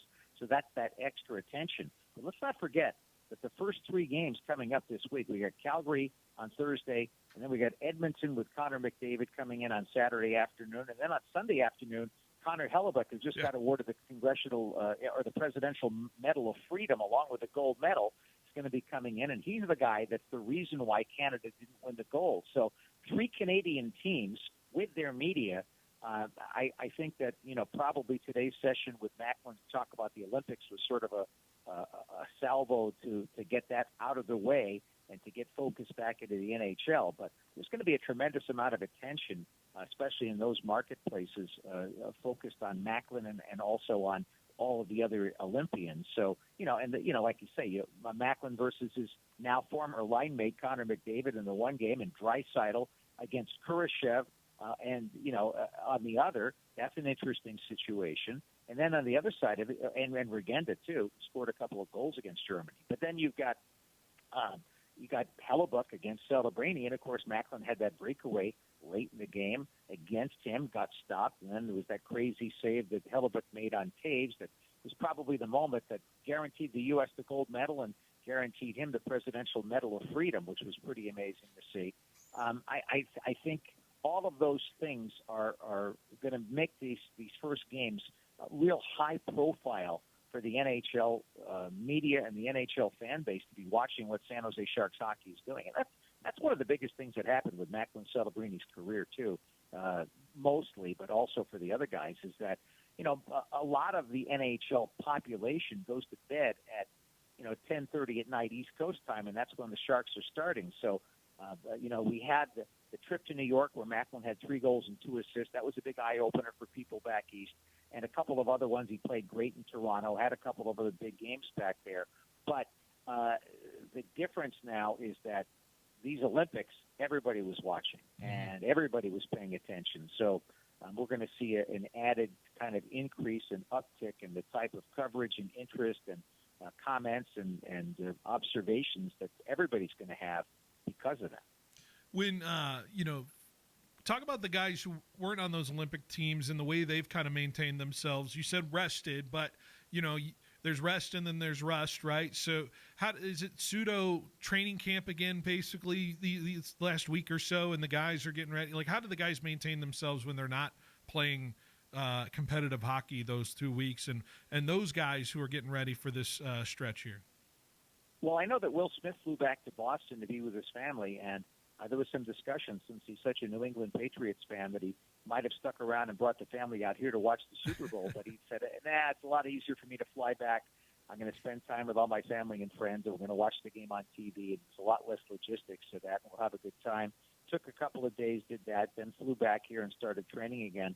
Yaroslav Askarov and his wife went down to Cabo for a couple of days, and they got back in time to avoid all of the other problems that are going on down there these days with the violence and everything. So they've avoided all of that. They weren't in Puerto Vallarta anyway. They were in Cabo. Mm-hmm. But, they just shut things down for a couple of days. I did the same thing. My wife and I just shut things down for 2 or 3 days after a pretty intense schedule. Like you said, that they had those 4 consecutive back-to-back sets of games, even with a couple of days rest between those. It was really, really trying. And so they had a little bit of a winless streak going into the break. But having said all that, I think that the rest are now two really solid and very enthusiastic practices with mentally engaged players, I think is what we've noticed. And that's a really good sign for getting things started on the right foot for the rest of the schedule. So trade deadline, like you said, that's the next real landmark spot here, and Mike Greer's got a lot to decide here in the next couple of weeks. What is the biggest question mark you think facing him going into that trade deadline? Well, I really think that what's going to happen now, he's made a couple of decisions already. He re-signed Wenberg to an extension, brought in Kiefer Sherwood, who now is healthy and is starting to look very good on that line with Will Smith and Macklin Celebrini. We'll see how that all shakes out in the next few games, so we'll get a taste of that. He's added, in the sense of Sherwood, he brought in some goaltending depth, which isn't really a marquee note about the team, but Laurent Brossoit, who's playing for the San Jose Barracuda right now, has a lot of NHL experience. And so now the Sharks have three goalies with NHL experience, and they've also got some maneuverability should anything else come up. So I don't see Mike doing anything rash. I don't see him mortgaging the future or anything like that for this group right now. He's got a great group of guys that's playing great hockey, and they've earned the right to try to do this. But if something were to come up that made sense for the Sharks now and for the future, I suspect it might be getting a little more depth on defense, perhaps. Maybe that's something that might be enticing. But all of the discussions, you hear some crazy things out there. And basically this is just, people in media and fan bases now with social media coming up with these wacky ideas. I mean, I heard somebody having him trade Michael Misa for, some other, defenseman or something like that. Not going to happen. No. Those kinds of things don't occur. They're going to allow Michael to continue to progress as he has. Sam Dickinson is another guy that's really progressing. So that you have to let this stuff marinate a little bit. And as I said, these guys have earned the opportunity as a group to go for it, and he's given them some support already. And if there's something else that comes up that isn't too expensive or too short-sighted, that gives the team an improvement from 35,000 feet for the next number of years, well, that might happen. But like I said, only time will tell, and I think a lot of it has to do with how they do on this homestand and how they're looking going into that game. It's kind of ironic. They've got it. It's not ironic. It's a coincidence. That's a better word. They're playing St. Louis on the 6th of March, which is the day of the deadline, and the deadline is 12 o'clock noon Pacific time, 3 o'clock Eastern. On that particular day, you'd rather have that be an off day if something is going on, but it just so happens the Sharks are playing that day. So I'm sure there are going to be some interesting and some, shall we say, nerve-wracking moments for some of the guys. I mean, here's an example. Mario Ferraro is an unrestricted free agent at the end of the year, right? So they haven't re-signed him just yet, but that doesn't necessarily mean that they won't say, hey, look, we've earned the right to do this. We're not going to just, dish that off for prospects. But then again, if the Sharks go 0-6 on this homestand, well, they start to fall out of it. That might change the general manager's mind. So a lot of it has to do with the way these guys are going to perform here. And I'm pretty confident that they're going to perform quite well. They've got a decent schedule. They've got confidence gained from the guys at the Olympics, and they've got excitement inside the dressing room. So all of that should be a recipe for some decent success here, heading toward the trade deadline, and then for the Sharks to earn that opportunity to finish out the season with a bang. Well, we can't wait for it, of course, and we got the game tomorrow on 790 against Calgary, which you can listen to live on 790. Dan, before I let you go, amongst the broadcast team, you're one of the U.S. ambassadors, so was there a bet won over the gold medal match, or was there any trash talk amongst the crew during the gold medal? Trash talk each other, and in fact, Randy Hahn, who does television, does my job on TV, is a dual citizen, so he's Canadian, but he also has U.S. citizenship. And obviously, I think his heart and his mind was with Canada in that position. Same with Drew Remenda. And of course, I've got 18. I've had I don't want to say 18, but I was almost going to say 18,000. I've had a number of different color analysts that I've worked with this year. Some are American, some are Canadian. And we all respect and love the game and certainly enjoy the rivalry between the teams. But I just think we want the tournament to be a great showcase, which it was for the game, and all the Sharks guys doing well. We're just happy that all happened, and most importantly, that all 4 Sharks players that played in the Olympics came out healthy to come into the final stretch drive. So not a lot of trash talk, but we certainly had a lot of fun observing what was going on together, mostly. Absolutely. Well, and 5 a.m, it was quite a memory to wake up to. Awesome. I was in Napa at the time, and we were on vacation. We took a couple of days off just before the end, and we were up in Napa in a beautiful place, and got up at 5 a.m, put the big TV on, and we had gourmet food. We had everything going, and it was a lot of fun, and it was certainly a memorable game, one that I'll remember for a long time. But a lot of people don't know, well, certainly nobody probably in this listening audience knows, is in 1980, I actually watched the game on TV live. Oh, wow. I did not watch the Al Michaels famous call, as everybody may remember, was tape delayed. Yeah. But I watched it live, and the reason why was because I was at St. Lawrence University in northern New York, and we picked up Ottawa television, and so we watched the game on CBC live. And then, we had to keep our mouth shut as to what happened. Back then, there was no social media or anything, so you just had to keep your mouth shut as to what happened in the game. But crazy stuff that 46 years later, believe it or not, hard to believe, that here I am, 5 o'clock in the morning, sipping some wine and having some great food in Napa and watching another amazing result for the United States team against a team that was definitely favored to beat them. So great memories, and certainly it makes things really exciting for the future of the Olympics and for the World Cup coming up in a couple of years, too. Yeah, certainly. Hockey is in a great place right now with how that all turned out. And, Dan, we appreciate you stopping by as always, and we look forward to the call starting tomorrow versus the Flames, and hopefully a playoff push on its way. We will have you on sooner rather than later. Appreciate it, Dan. Thanks, Phil. Look, I really appreciate it, and thanks to everybody for tuning in. Absolutely. Dan Rusanowsky here on 1430 ESPN, Fresno, the Valley's local sports leader. We'll take a break. We'll be right back with more show right after this on 1430 ESPN. Prices on steel and materials are going up, but at Pacific Steel Supply, they're still delivering the best deals in the industry. Whether it's residential, commercial, industrial, or ag projects, Pacific Steel Supply will match or beat any competitor's price by an extra 10% on top quality steel, metal roofing, and components. With 24/7 service, fast delivery, and the best prices, the time to act is now. Get your free quote today from Pacific Steel Supply in Fresno, Ashland, and Parkway off Highway 99 or online at pacificsteelsupply.com. Quick, where can you find a great selection of Tempur-Pedic, Stearns & Foster, Serta, and Mattress First bedding?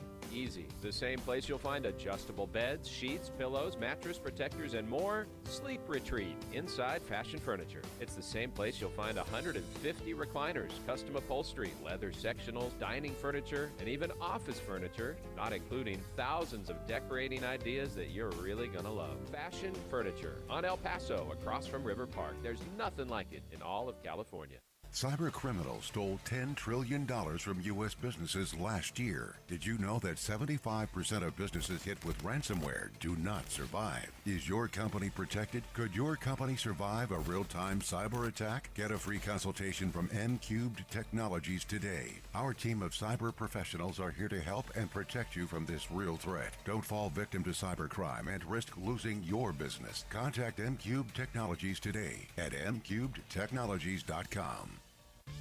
Get your business noticed and stand out from the crowd by visiting Megaprints. Working with the Valley's most prestigious and high-profile businesses since 1998, we print and install custom-designed signs for businesses of all types and sizes. From yard signs to banners to wallpaper and fleet graphics, Megaprints has the state-of-the-art capability to turn the signage you've dreamed of into a reality.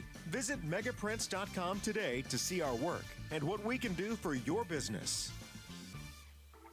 More flavor, more rewards, more reasons to dine with Lynn's Restaurant Group. Introducing the LRG Elite program. Members earn 5 times back every time they dine at Spicy J's, J-Pot, Oiza, Hino Oishi, Ramen Hayashi, Lynn's Fusion, Ichi, Shabu, and JT. Enjoy one free appetizer or dessert every day, a birthday bonus, and a members-only anniversary reward. Join for just $18 a month or only $198 annually plus tax. Sign up in-store or on the Lynn's Restaurant Group app. LRG Elite. Dining elevated. Terms apply.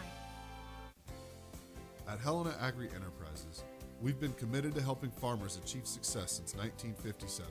In the years to come, Helena will continue to be there with the people, products, and knowledge to help increase your productivity for greater returns. The way we see it, your success is the only measure of the work we do together. To find out how Helena can help you achieve or exceed your production goals, contact your local Helena representative or visit us at helenaagri.com. The one thing I love about spring is it's time for the new golf clubs. They're here. Are you ready to upgrade your golf game? The new clubs have arrived at Roger Dunn, and they're game changers. Check out the new Quantum from Callaway, or the QI4D from TaylorMade, plus the latest release from Ping, Titleist, and Cobra Golf. Come in, get professionally fit, and find out which clubs are built for you and your swing. The good weather's coming, and remember, you're always number one at Roger Dunn. Fresno, you already know how we roll in the mornings. From 9 to noon, Monday through Friday, it's Rich Eisen holding it down on ESPN Fresno. NFL headlines covered. NBA buzz locked in. Viral moments and hot takes always in play. Rich brings the insight, the humor, and those can't-miss interviews that keep you plugged into everything happening in the sports world. So whether you're on the road, at work, or sneaking in that early coffee break, keep it right here. Rich Eisen, 9 to noon, weekdays on ESPN Fresno.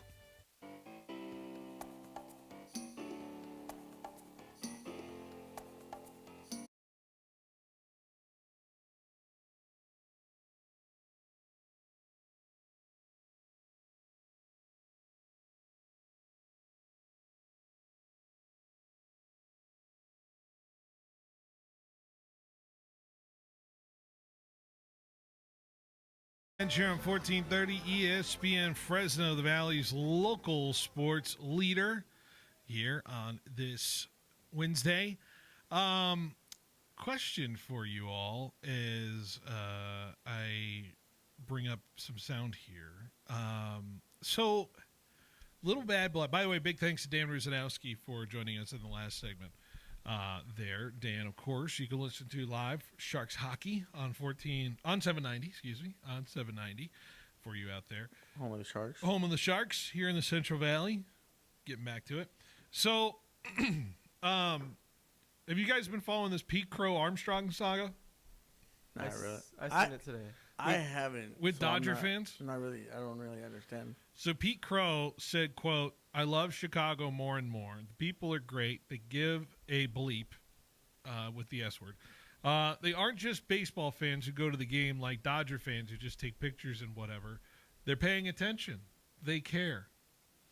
So, little shot thrown. And by the way, Pete Crow Armstrong, a guy from the L.A. area, where I grew up. He was confronted with that today, and he was followed up with it to talk about Dodger fans in that certain way, and this is what he said. That has nothing to do with Shohei. Any of the players over there. I love Mookie Betts. I look up to him like crazy. Freddie's only ever been great to me. If anything, those are the guys that have given these fans a reason to be fans. And, you know, I grew up going to Dodgers games when they weren't always good, when they had like Manny Wood pop up. But it's like they go in phases, and I remember, like, you know, all fans fight and stuff, but like putting the Giants fan in the coma, like that stuck with me as a kid. Like, just little things, you know, and sitting in the stands, just nasty stuff goes on. I didn't always experience that at other ballparks. But like I said, that has nothing to do with who's actually on the field for them. I love playing against them. And I just love what they're doing right now, because they're creating a dynasty. But I want to take them down too. And again, I love it. Good, All the people that are up in the bleachers, man, like, for sports, man, rivalries. Let's go.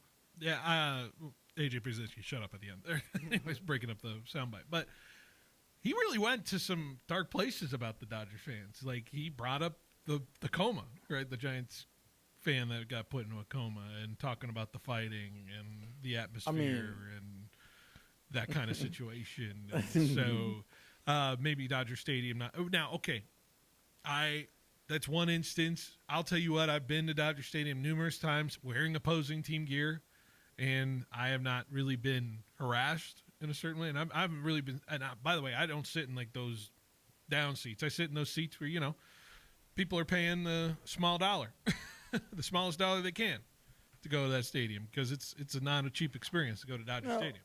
I think it's changed a lot throughout the years. Yeah. 10 years ago when that happened, well, actually more than 10 years ago now, that whole incident with the San Francisco fan. Yeah. That was a little bit different, and they changed a lot after that. They changed a lot.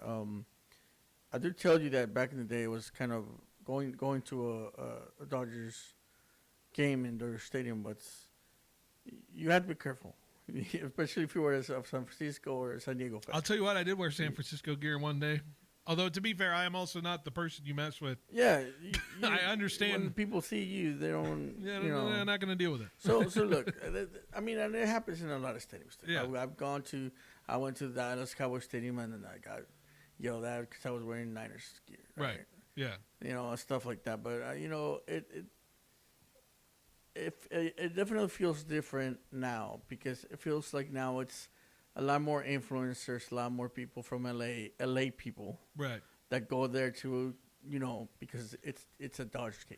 There's not because they're a fan of baseball or fan of the Dodgers. There's a nuanced take to this that I think he's not really stepping into the nuance of it. It's either because he's framing it into Cub fans are the best in the world, because Cub fans ride or die, they've been whatever, they're there every time, and they sell out Wrigley every time, and they deal with it every single day when they go to Wrigley Field and live and die by the team, as opposed to in the good days, the Dodgers are, showing up. And in the bad days, during the Frank McCourt days where they're in, deep, dark depression and bankruptcy, right, and have to deal with that, then certainly there's a different aspect to it. Also, I feel like there's a difference between stadiums, too. Like, once a relic of time, which is still... Both are a relic of time. But yeah, but how many people fit in Well, Dodger Stadium is considerably bigger than Wrigley, of course. Right? Of course. So it's a lot harder for somebody to find a ticket. Yeah. On a regular basis. I feel like I can get a ticket to do a Dodger game like the day of every Yeah. day. Every day. Definitely. You can. I've done it before. Like, it's easy to get like a pretty cheap seat to Dodger Stadium. It's not really in Wrigley Field. No, because Wrigley's insane. And it's one of the meccas of baseball. So you want to. It's not just regular people that want to go see the game. It's people who come out of town to go see the game. What I'm saying is, it's surprisingly candid from Pete Crow Armstrong to kind of just bring this up about a fandom. I don't know if it was prompted or not.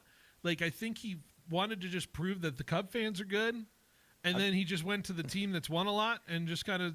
But also, like, the dude came from there. It's not like he said he went to the Dodger Stadium. He's been there for the Manny Wood era. I'm pretty sure he was a fan of the Dodgers before he became a professional baseball. Maybe he still is a fan of the Dodgers. Oh, well. I feel like. Tell you what, Dodger fans aren't a fan of him right now. I feel like the point of this whole thing was to bring, I guess, bad blood from Dodgers fans to him. I feel like that's what he wants. He wants the Tatis treatment. Does he want the smoke? I don't think he wanted, but inadvertently got it. But he's trying to fight. He's trying to fight with the fans. So he said, "I respect all the players on the team. Like, all those guys, I'm cool with, but the fans, man, they're fair weather." Like, that's what he said, right? And I feel like that's a little bit true too. You think it's true? To some fans, yeah. Some fans in LA, yeah. I think to every degree, every fandom has fair weatherness to it. They do. But are you saying the greater fair weatherness is the Dodgers? There are some that are more fair weather than others. Of course. There's some that. Yankee fans, I'm looking at you. I would say. I would definitely say, and this hurts me a lot. Giants fans have some fair weather fans. Is that what you're? Or 49er fans? Fresno State. No, yeah, well, let's deep cut right now. Yeah. Yeah. Right. Let's cut deep to the heart of the community right now. So I feel like there's that types of fans, and it's the community. That's just part of the community, how they are, and maybe it's because we don't have that. The problem with the Fresno State comparison, though, is you correlate that with donorship. Like the donorship dollars, okay. Yeah. That's a different kind of transaction between Fresno State fandom and Dodger fandom. And being a fan of a professional team, because the professional team isn't asking you to donate $10,000 to retain athletes. They just do that by charging the tickets, whatever they charge the tickets as, right? And they charge the merchandise, whatever kind of merchandise they charge it as. I feel like a better comparison would be like the Eagles. The Philadelphia Eagles? Yes. No, those fans are insane. They won't. They can't tell the difference between 11-5 and 5-11. They really can't. Yeah. No, that's a different. I can't subscribe to the Eagle theory there. No, Fairweather, Dodger fans. Man, are Dodger fans fair weather? There's some.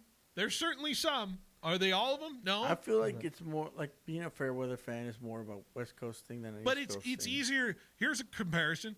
It's easier to have fair weather fans when you have such a large fandom. Like you're gonna have more of them because it's such a large crop of people. So, to me, LA Dodger fandom right now is at an all-time high because there's so many damn people that want to be a part of that culture, right? But it's also like one of the largest markets in baseball. You know who are ride or die fans? You know what fans aren't fair weather? The damn Colorado Rockies. The White Sox. The Chicago White Sox fans, man. That's a different story. I don't know if I can compare it that too. But or how about Kansas City Royals? Like Kansas City's a smaller market, right? And those fans are feverish and crazy. And there's not a fair weather Royals, Chiefs, whatever thing out there because Kansas City's a smaller. Yeah, I would say Green Bay. Which is kind of tied to Milwaukee. The Milwaukee fans ride or die. Yeah. I don't feel fair weather Milwaukee fans, but New York, L.A., maybe it's just big San Francisco, big cities are the ones that Chicago, have, fair weather Dallas, fans. Right? Miami. Maybe because there's a lot more things to do in big cities than go to a baseball game. There's a lot more. Yeah, there's a lot more differentiating culture / things to do than just stuck with the ball team. Like in Kansas City, what do you do there? You listen to music, eat barbecue, and go to the Royals game, right? Is that what you do?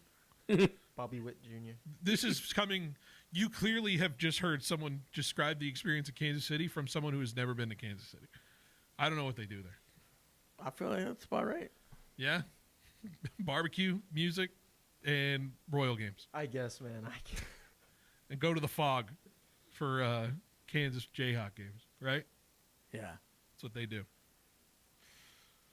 I don't know. Does PCA have a point or does he not? Who knows? I think he kind of has a point, but I don't think he's accounting that almost every other fan base is like this too. Certainly, we'll be interested to see what his reception is at the first Cubs and Dodger game. Can't wait for that, huh? All right, let's take a break. When we come back, we got another hour show next on 1430 ESPN Fresno, the Central Valley's sports leader. The one thing I love about spring is it's time for the new golf clubs. They're here. Are you ready to upgrade your golf game? The new clubs have arrived at Roger Dunn, and they're game changers. Check out the new Quantum from Callaway or the QI4D from TaylorMade, plus the latest release from Ping, Titleist, and Cobra Golf. Come in, get professionally fit, and find out which clubs are built for you and your swing. The good weather's coming, and remember, you're always number one at Roger Dunn. Now is a great time to review your company's retirement plan. Do you understand the advisory fees you're paying and the services you should be receiving? Is your current advisor making your life easier by handling all of those time-consuming questions from your employees and phone calls to your plan provider? Is your current advisor solely focused on company-sponsored retirement plans and able to keep up to date with ever-changing regulations so you feel confident that your plan is in compliance?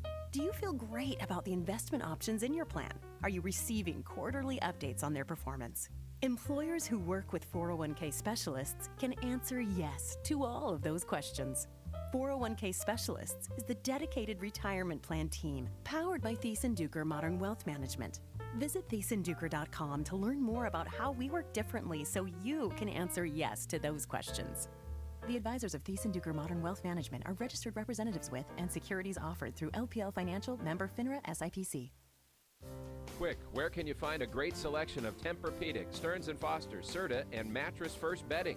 Easy. The same place you'll find adjustable beds, sheets, pillows, mattress protectors, and more. Sleep Retreat, inside fashion furniture. It's the same place you'll find 150 recliners, custom upholstery, leather sectionals, dining furniture, and even office furniture, not including thousands of decorating ideas that you're really gonna love. Fashion Furniture on El Paso, across from River Park. There's nothing like it in all of California. At Helena Agri Enterprises, we've been committed to helping farmers achieve success since 1957. In the years to come, Helena will continue to be there with the people, products, and knowledge to help increase your productivity for greater returns. The way we see it, your success is the only measure of the work we do together. To find out how Helena can help you achieve or exceed your production goals, contact your local Helena representative or visit us at helenaagri.com. All roads lead to downtown Fresno. This is championship basketball at its finest. The CIF Central Section Championships live from Selland Arena. Catch select title games on ESPN Fresno with Paul Metters and Phil Bonatti on the call, bringing you every bucket, every run, every moment that matters. Selland Arena, championship stage, ESPN Fresno, where Central Section legends are made. Brought to you by Me and Ed's Pizza, Pioneer Equipment, and Precision Civil Engineering. Citizens Business Bank is a proud sponsor of the Fresno State Bulldogs. Hi, I'm Susan Woosner, Senior Vice President and Manager of Citizens Business Bank in Fresno. We proudly support California's thriving small to medium-sized businesses. Our relationship-based approach and straightforward business model set us apart in the financial services industry. We are a banking partner that understands your industry and your company. Whether you're expanding operations or planning for the future, Citizens Business Bank is here to help ensure your banking experience is smooth, convenient, and aligned with your success. My team strives to build long-term banking relationships by getting to personally know you and your business, and then providing you with a wide array of powerful solutions customized to your unique financial needs. Visit cbbank.com to learn how Citizens Business Bank can help contribute to your success. That's cbbank.com. Citizens Business Bank, N.A., Equal Housing Lender, member FDIC.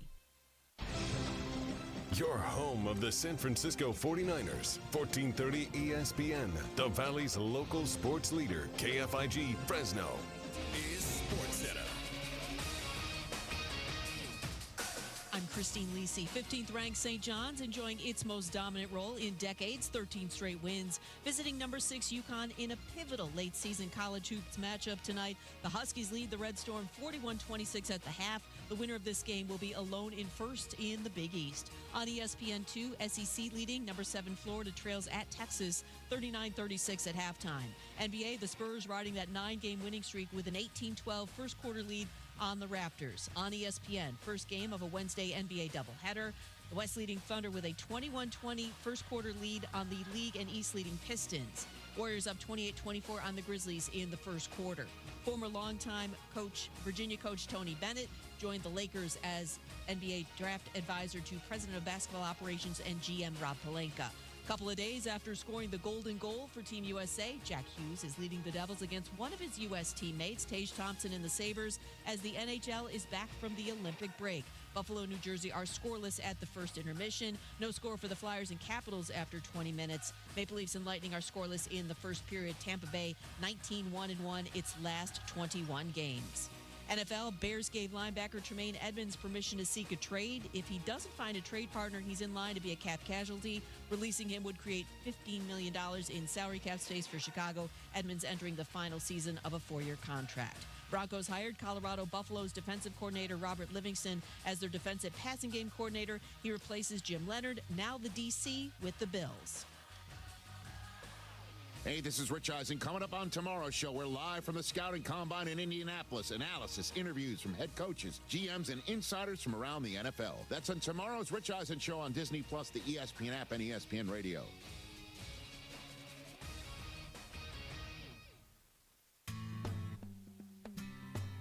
He's got the knowledge. Because once again, I have to come on there and talk about how right I am once again. in anything that it comes to sports. He's got the questions. I'm going to lose it. Are you kidding me?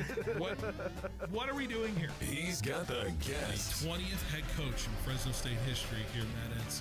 Is it hard to believe sometimes still, the 20th head coach here in program history? It's all moved really quickly here over the course of the last 5-6 weeks, but super excited to be here. Phil Bonatti is the voice for the Central Valley sports leader. Behind the Bench starts now. Brought to you by Helena Agri.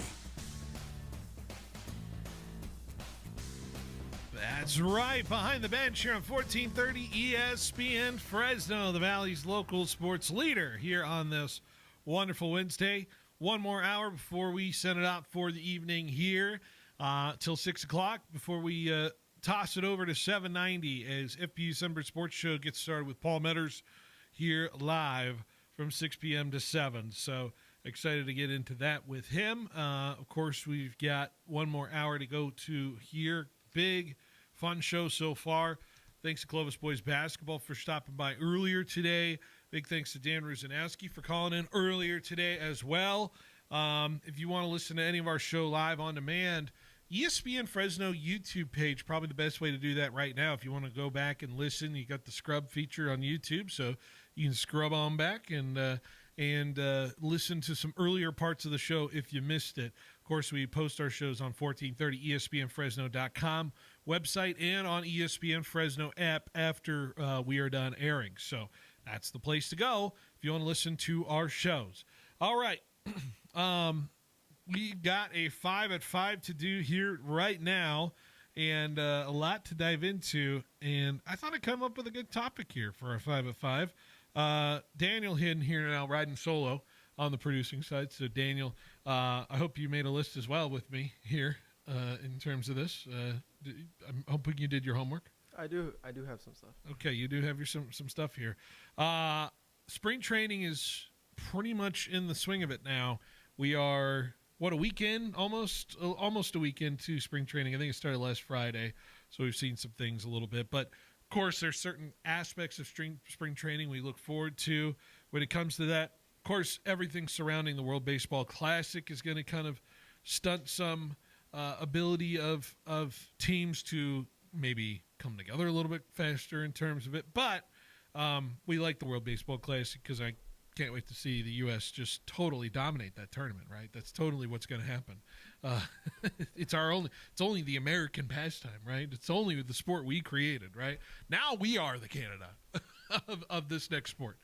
That's what I'd like to believe, I want that.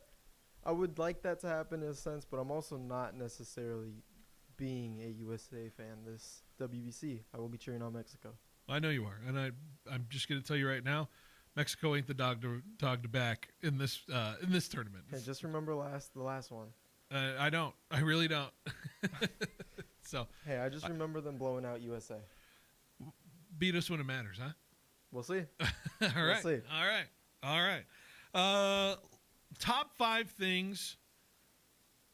Top 5 most intriguing spring training storylines for the Giants. Because we're a Giant station, of course, and exactly a month from tonight, the New York Yankees will be in San Francisco and playing the San Francisco Giants on opening night. I'm so glad they're doing that this season. Yeah. I love the opening night type thing. New York Yankees, San Francisco Giants at 5:05 in the city by the bay on March 25th, exactly a month from today, and even shorter than that because, the month of February is even shorter. So, we're getting really close. Actually, exactly 4 weeks from today, we will have Giants opening night right here on 1430. So we got 5 storylines I'm interested in this spring. And are you ready for this list? Are you ready for this list, Daniel? Yes, I am. Let's get to it. Our 5 at 5 right now. 5 at 5 with Bonatti is brought to you by FFB Bank. Family-friendly banking. What does FFB mean to you? A lot of different ways, a lot of different directions to go to for this Giants conversation, but plenty to dive into, and we start with number 5. Number 5. And I start with the young pitching arms that kind of tailed into last year. Now, if you remember, My question is, well, number 5, my interest is Carson Whisenhunt and Hayden Birdsong going to be factors this season for the San Francisco Giants? The one later of name, I said Hayden Birdsong, which is a name that I'm getting a little more concerned with his long-term viability for this in terms of his ability to pitch. He really fell off the map as far as his ability to spot his fastball, which got him out of the rotation and sent down to AAA. And the dude's got a lot of learning in terms of what he's got to do to be a viable starter for the San Francisco Giants squad. And the same thing in Carson Whisenhunt, who's a name that was highly touted coming out of the minors. Came up, pitched for about a month and a half, and it wasn't particularly the most pretty debut for a young arm like him. So my question is, are the Giants going to reap the rewards of these guys figuring out a little bit more? Can they get better reps in the spring training side of things? And can these guys elevate their game a little bit more so that the Giants don't have to rely on, some names that aren't particularly ones that are going to flash and wow you in Adrian Hauser and a Tyler Mahle and a Landon Root. So this rotation got thinner, in my opinion. So I'm going to be interested to see if the young guns that they have in their in their lower level minor league side of things that had the experience to pitch at the major league level, can they be ready to go when their number is called maybe later this year? I do. I agree with your first point. For my first thing on the list was very similar, but it was just on one player in particular. It was Hayden Birdsong. Yeah, Hayden Birdsong. Yeah. I did my research. I'm not too well versed in Giants, but I did see that his velo has been up more significantly since last season. Mm-hmm. So I'm curious to see how much more that gets him used and to see if he's a lot more a part of this roster this year. He's such a key cog because there's so much promise, and unfortunately last year under-delivered quite considerably for Hayden Birdsong. Number 4. Can Ryan Walker maintain his closing role? Because I think he certainly is a guy that we know has some really nasty stuff, and the Giants were probably priming to Randy Rodriguez as the guy, but unfortunately Tommy John was in his future, and so now the position goes back to a Ryan Walker who was shaky at best when it came to closing role and the situation, including what the Giants decided to do in shipping off Camilo Doval in the Yankees trade there. And so to me, the closing role certainly needs to be won by somebody and needs to be maintained by somebody here, because the Giants had real struggles in the closing situations of baseball games, including the late inning situations. You remember all of the Verlander starts where those leads were given away at the end, and you felt bad for the guy who couldn't get an ounce of a win for the first couple months of that season. So Ryan Walker is kind of slated as the closing role starting right now, but is that going to be his role moving forward into obviously the later part of the season? Are the Giants going to have an opportunity to upgrade there? They signed Sam Hentges as a guy, but it doesn't feel like there's a whole lot of depth to this bullpen. And it's unfortunate Randy Rodriguez is hurt, because I feel like this was his job to lose if that was his opportunity, but it sounds like they won't have him for this season. So I'm very curious to see if Ryan Walker can right the ship that way as the closer. Yeah.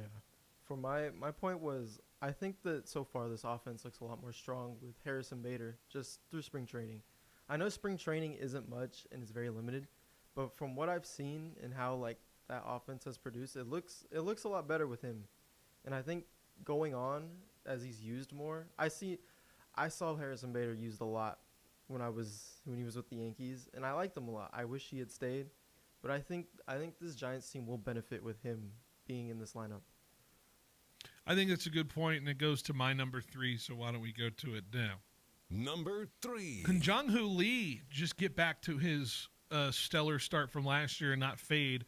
Is he a guy that actually can be a 162 bat that feels like 162 game bat that you can trust at the top of the lineup to get you balls in play and an ability to move runners over, or, bring guys in situational opportunities. I have said this, and I will maintain this. I think the Giants have the best offensive infield in baseball, and the offense from the outfield needs to go as well. And if Jung-Hoo Lee is the guy they signed for the amount of money that they signed him at, he needs to prove it. And last year was frustrating, really, really frustrating for the last 4 months of the year with how he kind of regressed. So I'm hoping it's not a flash in the pan of how he went in his April and May, where we were talking MVP at a certain extent. So Jung-Hoo Lee, he is the most important Giant to me in terms of if he is playing good, if he is hitting well, if he is contributing in a massive way, then the Giants are going to be a legitimate contender in this division. And yes, I'm saying that with the Dodgers sitting there looming. Yeah, this ties into a lot to my point too. Mine was also talking about Jung-Hoo Lee, but it was just the fact that he looks a lot more comfortable staying in the corner outfield spot rather than him taking his reps at center field last season. I think he's able to adapt a lot more and just be better defensively when he's in that corner outfield spot. Yeah, he's playing right. I think it's going to be an interesting move for him to be in the right field side with Jung-Hoo Lee there. I didn't say this in my top 5. It's not going to make my top 5, but God, can Elliot Ramos be better at defense? That's a number one question for me. Maybe I should have put it there, but I got more important fish to fry at number 2. Number 2. Can someone challenge Patrick Bailey at the catching position? Like, this feels like one of the biggest pits offensively that the Giants have had. And can Patrick Bailey challenge himself to be back to where he was as a guy maybe a couple years ago? He really regressed. And yes, I know, what an amazing moment for him to have the inside of the park home run in that walk-off moment. But since then, it really has fallen off for Patrick Bailey offensively. He is fantastic defensively. And the Giants really shut down the run game when it comes to him being behind the plate. But when it's not going offensively, it is not outweighing the flaws the Giants sometimes run into offensively when they know they have a pit there in one of those spots in the starting 9. So either I need to see a Daniel Susac or a Jesus Rodriguez or an Eric Haas or somebody that they've signed here in the bottom positions to maybe challenge for that spot. I don't think Patrick Bailey is, completely devoid from the starting job, but the dude's got to have a short leash, I think, because if he's going to go bat 170 and do what he did last year, I just don't think that's enough for the Giants to feel comfortable with him being an everyday starter, no matter how good his defense is. Yeah. This almost made the top spot for me, but I put it at 2 because I have something that's just a bit more intriguing to me. Yep. But for me, I'm curious who's going to start at first base, whether it'll be Eldridge or Bryce Eldridge. Yeah, or Rafael Devers, because I know Devers was transitioning to first. Mm-hmm. I'm just curious to see if there's enough productivity around Devers for him to be the starter there, or if he'll continue to just be a DH. Let's go to number 1, shall we? Number 1. How will Devers' defense develop is my number 1, because I think he is the starting first baseman. I think Eldridge is the guy in the DH, and they're going to be trying the guys around and cycling around, certainly. And I think Luis Arraez can get some play at the second base spot or at the first base spot as well, even though he's going to play second most of the time. Of course, you have options at Casey Schmidt there and Christian Koss. And if Tyler Fitzgerald ever figures his life out in terms as a player, but if Devers is medium average at defense at that first base position, which is a hard thing to ask him to do, I think there's going to be a lot of potential for him to create flexibility for Tony Vitello and this Giants team when it goes into competing in the regular season. And let's be honest, they have one of the best assistant coaches in teaching that position, Ron Washington, on this staff, right? Mm-hmm. Remember back in the A's days, those Moneyball A's days when Scott Hattenberg was learning first base, right? The famous scene where have you ever played first base? Never. Well, we're gonna teach you. He was like, you don't just put a guy at first base. But Wash was on that team, right? That club in Oakland back in that day, and now they get him on the staff, and you can go through that first base boot camp, and certainly Rafi Devers will go through it. And I also think the full year of Rafi Devers being in a role he knows is defined for him now, can elevate his bat and bring him back to a position that makes us feel like he's one of the bright young stars of this game. And that's probably a reason why he struggled so much, is I didn't know where I fit in at all during the whole season, whether it was on the Red Sox and then the Giants. So I have full confidence that this is going to be a really good year for Devers. It cannot come at the expense of his defense, though. He needs to be average. He just needs to be average at first base. Average at first base. Do you miss him? No. Oh. Not at all. So he was a diva. I guess that's true. Yeah. But coming into my final point, I'm very curious to see how Tony Vitello transitions into the MLB, being an MLB coach coming from college. Because I feel like that's something that isn't very heard of as much in today's It was MLB. a first. It was a first. I think obviously there's a lot of differences between college and the major leagues, but I just think if he's able to transition at least a little well, doesn't have to be a great first year of transition, I think this team will be great. I think this team can be a playoff team for sure. Yeah. I keep waiting for the Padres to fall off a little bit. It just doesn't happen. It just doesn't happen, but I'm just kind of waiting for that a little bit. Am I believing in the Diamondbacks a little bit? If Corbin Carroll didn't break his hand, I'm sitting there looking at the Diamondbacks as a team with them adding Nolan Arenado. I'm not counting out Nolan Arenado as a guy, you know, in terms of that. Colorado, God help them. You know, someone buy the team, please. Yeah. But outside of that, the Giants have a real interesting spot here and where they sit, because we feel the potential. We feel that they got a lot of spots here. Like I said, when you have the best batting, it feels like the best batting infield in baseball. And I'm not kidding you. I went through every damn team this year. I don't think there's another team that's better in first base to third base in terms of offense when it comes to their team. Giants have to make the playoffs in that aspect. Have to. All right. And that was our 5 at 5. That was Phil's 5 at 5. I just said that. All right. Let's take a break and continue this hour next on 1430 ESPN Fresno, the Valley's local sports leader. Life gets messy, but your space doesn't have to. We are Rise and Shine Janitorial and Commercial Cleaning Services, where we clean because your time is important. From offices to schools to medical facilities, Rise and Shine handles it all with our trained staff and high-performance standards. Big jobs or small, Rise and Shine will never lock you into a contract. So let us take the stress off your plate. Contact Rise and Shine Janitorial and Commercial Cleaning Services. Call 559-649-5391 or visit riseshine559.com. Welcome to A Plus Signs. Thanks. Yeah, I need some custom exterior signs for my business. Great. What's the name of your business? C Plus Signs. Wait, you own a sign company? Yep, C Plus Signs. And you want us, A Plus Signs, to make your signs? Yeah, I need them really fast, and we can't touch our turnaround times. We are kind of known for that. For signs that stop traffic, drive traffic, and even direct traffic, call A Plus Signs. Remember, A Plus has great technicians to service and repair signs, too. Yeah, we got a guy, but he's afraid of ladders.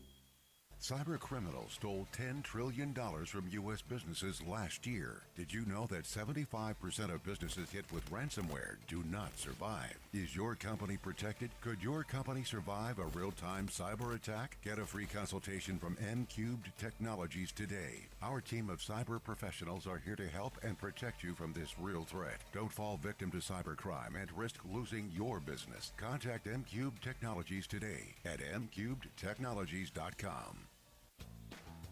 Fresno State Baseball and their hard-hitting Diamond Dogs will be lighting up Pete Biden Field at Bob Bennett Stadium all season long. Right next door will be your Fresno State softball team at Margie Wright Diamond. The Bulldogs want your community support, and we all know Bulldog baseball and softball isn't the same without the Red Wave. Come out and support your Diamond Dogs as baseball and softball compete for another Mountain West championship. And remember, go Dogs. Attorney Joe Cordell. New school, new job, new home. Change is hard and can leave you feeling isolated. And divorce delivers one of life's hardest blows. The relationships you counted on are suddenly gone. But you don't have to walk through this alone. For more than 30 years, Cordell & Cordell has guided men through the challenges of divorce. You're not alone. call Cordell and Cordell. Schedule an appointment with one of Cordell & Cordell's California area attorneys. 1455 Frazee Road, Suite 500, San Diego, California, 92108. CordellCordell.com. Hey, it's Phil Bonatti from Behind the Bench. A new season means big plays, hard hits, and injuries we track every week. But injuries don't just happen on the field. When life knocks you down, you need a strong team behind you. That's Davis and Van Wagenen, attorneys at law right here in Fresno. Davis and Van Wagenen fight for Valley families hurt in accidents, and you don't pay unless they win. It's a winning game plan from Davis and Van Wagenen. Visit DavisVanWagenenLaw.com. Davis and Van Wagenen, your hometown injury attorneys. Sports fans of the Central Valley, are you ready to step up your game day grilling? Step into the Butcher Boss and discover winning flavors the champions crave. Ask about their 5 for $35 deal, where you can feed up to 5 people for $35 every day. Located right off the 41 north of Avenue 11, stop by the Butcher Boss today and become the boss of your barbecue. Food lovers, Mediterranean just got better. Aleppo Kebab is now open on Blackstone and Sierra near the DMV in Fresno. One bite and you're hooked. No flight required for a taste of authentic Mediterranean and Middle Eastern flavor made the traditional way. From Aleppo's tender chicken shawarma and perfectly grilled kofta kebabs to fresh falafel, salads, and warm pita breads. All made with locally sourced high-quality ingredients. Dine in or take it out today at Aleppo Kebab. Better, tastier Mediterranean food at a fast food price. Now open on Blackstone and Sierra near the DMV in Fresno.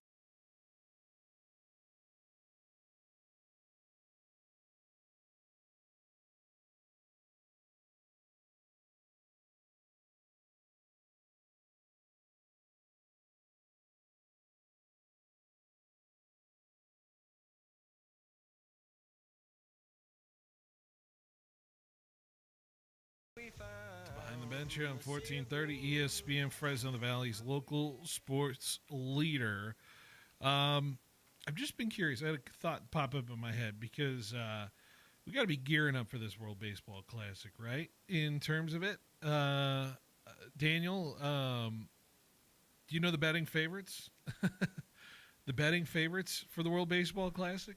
Obviously, favorites have to be USA. USA is minus 115. Okay. In terms of their roster. And then I have to go second would be Dominican Republic. They are not the Dominican Republic. Puerto Rico? Not Puerto Rico. Japan. Japan, yes. Yeah. Come on. Then, Come on. Then there's Dominican You Republic. forgot about Japan. You legit forgot. I did forget about Japan. They're plus 330. Okay. Then who? Dominican Republic. Yeah. Plus 400. Then Puerto Rico. No. Mexico. No. Who else is decent? I don't. You're missing a real big one. Korea? No. Venezuela. Yes. Okay. Miguel Cabrera. I always think about Miguel Cabrera with Venezuela. Plus 900. Then Puerto Rico. There you go. 1600. Then Mexico. Plus 225 to 1. 25 to 1. Then Korea. No. There's one more team in there. One more. I'm blanking. Canada. Oh yeah. 40 to 1. Freddie Freeman and them boys. I forgot. I really forgot Freddie Freeman was over there in Canada. And South Korea is a 50 to 1 or 65 to 1, depending on where you're betting in terms of it. But who is the long shot? Who is the long shot? Yeah. Like furthest away. Like one that I would feel like, oh, furthest away? Yeah. I don't know if I have like the complete odds. Let me see if I have it. I had the top 8 here. Let me find it here. The longest shot odds is a tie between Nicaragua and Brazil at 400 to 1. Wow. To win the World Baseball Classic. Okay. Shout out to the Netherlands, 80 to 1. Shout out to Italy, 80 to 1. The only Italian player I remember is Chris Norfia, and I think he coaches now. Yeah. Cuba, 80 to 1. Colombia, 80 to 1. Panama, 100 to 1. We will be cheering on Great Britain. Jazz Chisholm in the Great Britain, 200 to 1. Jazz and friends, as I'd like to say. Why is he British? He just wanted to play. I thought he was Bohemian. I think it's a UK territory, if I'm not mistaken. Okay. Well, however that works. Let's see. What else? Did I have MVP odds here as well? I only have the champion. I thought there were some MVP odds as far as that's concerned, too. Let me see. I think I might have it. Because I think Judge has to be a top. It'd have to be Judge and Ohtani top 2. There's no way it wouldn't be. Yeah, they got Judge at Otani with their rounds at their bets, their lines at around plus 750 and plus 1100. Judge is the early favorite for MVP. I'm curious because we all, well, not me. I'm not going to include me in we, but where they were always criticizing Judge of not being a big game player. I wonder how that translates over the WBC. Well, he hasn't won it yet. He's never played in it yet. Didn't he play? He didn't play in 3 years? No. A lot of the players that are playing this year did not play in the last WBC. I wonder why that was. Is it just so no Trey Turner? We don't get Trey Turner. I think again Turner was there. He's got to be in there. I think Turner was. He's like Melo, man. He's. we may not like sit there and think about Trey Turner as like one of the all-time greats, but like when it comes to putting him on the U.S. team in those moments, like that's what I think about with Melo. Yeah. But maybe I'm disrespecting Melo. Hall of pretty good. That's hard, man. There's some good years. There are. There's some nugget years, man. I sit there and think about with that team, with him. He's a tweener. I think he's overqualified for the Hall of Pretty Good. Really? I think he's actual Hall of Fame. Melo is. Hey, our good pal JB Long. I just got an article sent to me. He came out with some awards for the Rams this year. So I'm wondering if I could share some of them with you. Let's see if we agree with them here. Okay. So there's some pretty obvious choices. So best free agent signing of the year for the Rams. Clearly, there's one choice. Devontae Adams, yes. So Devontae goes there. Of course, not really much contention there for the Rams in terms of that. He had as the position group of the year. Which position group outperformed its expectations? He thought about the offensive line, but he went with the tight ends. I was going to say tight ends. I was like, Yeah? Yeah. Yeah, with Colby Parkinson, Tyler Higbee, Davis Allen. Who else? Terrence Ferguson, what's up? Yeah. Which, by the way, he made his offensive rookie of the year. Not many choices. If I had to give a prediction for next year's tight end or next year's what was the name of it again? The position group of the year? Yeah. Running backs. Because I think that running back room is going to progress a lot. I have a lot of hope in that. What do you think he had the defensive rookie of the year? Yeah. Oh, that's hard. He went edge rusher. Okay. Josiah Stewart. Okay. Yeah. Most improved player of the year. Most improved player of the year. Puka? No. Defensive side.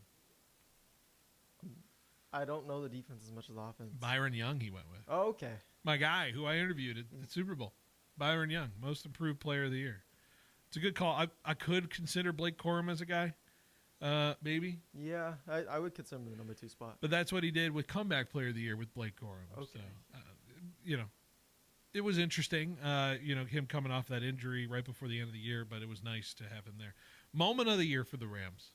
What do you think he had there? Moment of the year. It had to be regular season. Playoffs? Playoff moment. Carolina game? Cam Curl's interception against the Bears in overtime. Oh, okay. Beating off, to the DJ Moore to the route and, getting Cam Curl there to set up what would be the game-winning field goal for what he picked as the special teams player of the year, Harrison Mevis. The thicker kicker. A thicker kicker. We like that. Defensive player of the year, Poona Ford. Okay. Easy pick. Offensive player of the year? Does he take the MVP or does he take Puka? He went with Puka.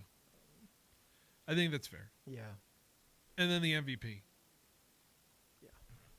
The MVP is Kyron Williams. No, I'm kidding. It's Matthew Stafford. No, that's it. That's good selections for JB in terms of that. I like it. Yeah, I like it. I wonder if we could do that exercise with the other teams here as well. Who's the MVP of the 49ers this year?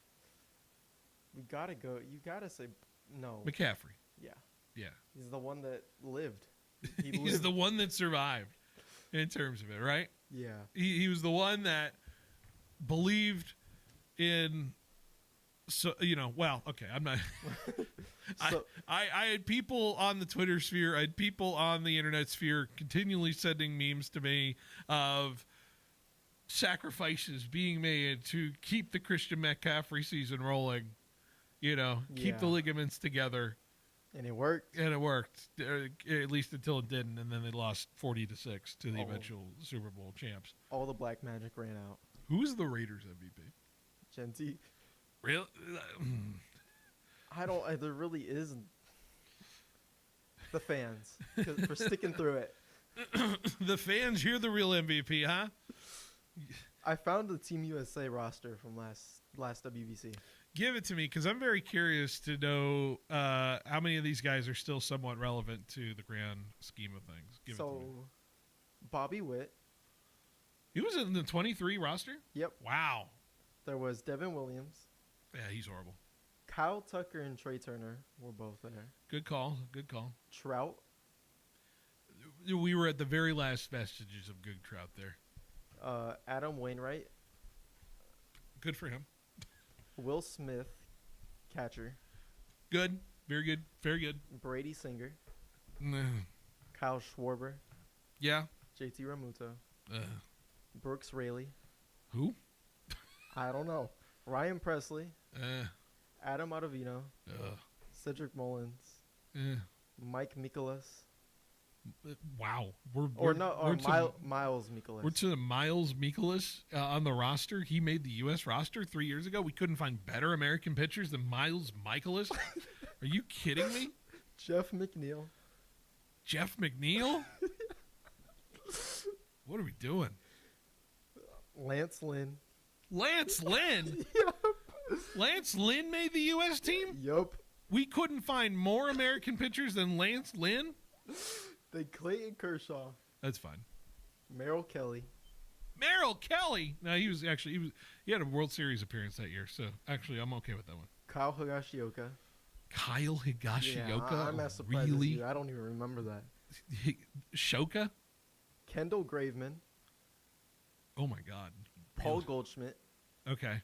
Nestor Cortez. He was okay at that time. Stop it. Mookie Betts. Okay. David Bednar. And Daniel Bard. Why are these all former Yankees? Nolan Arenado. Fair. Tim Anderson. Oh boy, he fell off. Yeah.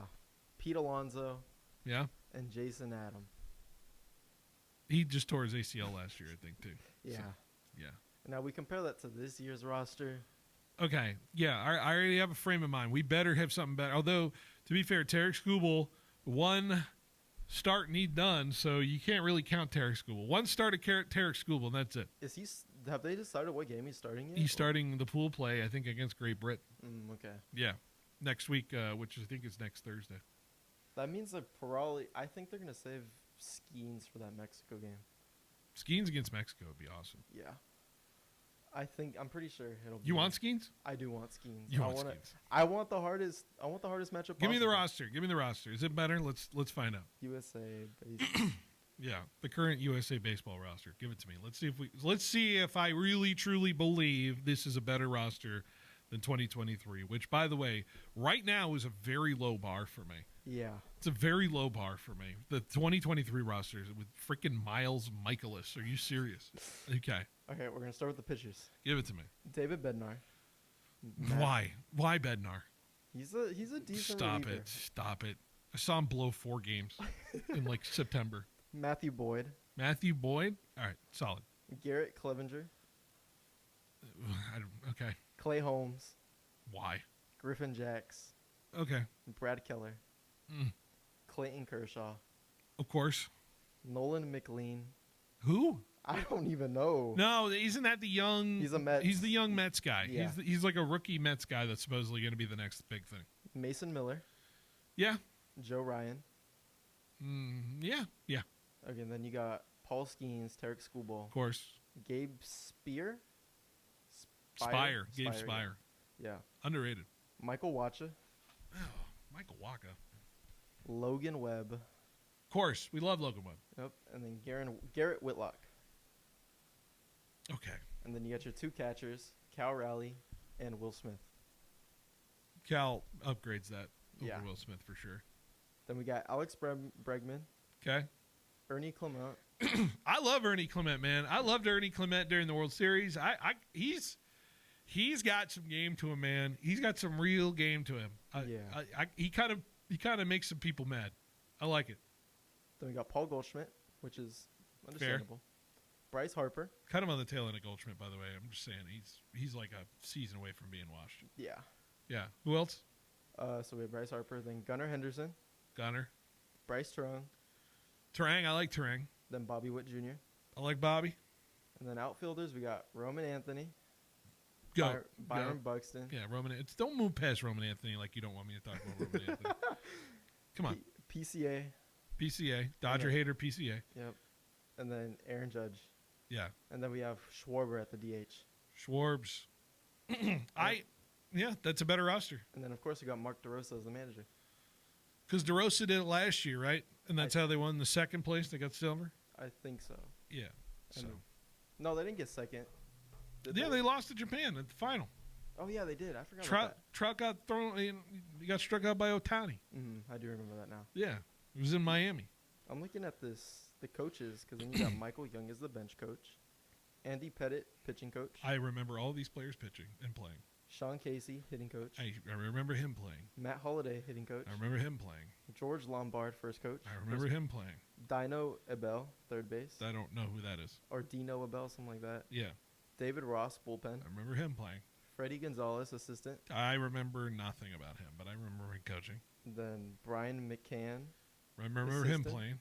And then you got Michael Hills, the GM. Oh, God. This is how I get old. So, upgrade. This is why the U.S. is a minus 115 to win this damn thing. Yep. They needed to prove. I think my expectations are where they should be. They need to What win. about my pitch here? Because I don't think this should be right now. I think it should be in July. Really? I think it should be where the All-Star break is. So you're thinking it should be kind of like how the Kinda NHL how hockey does it, yeah.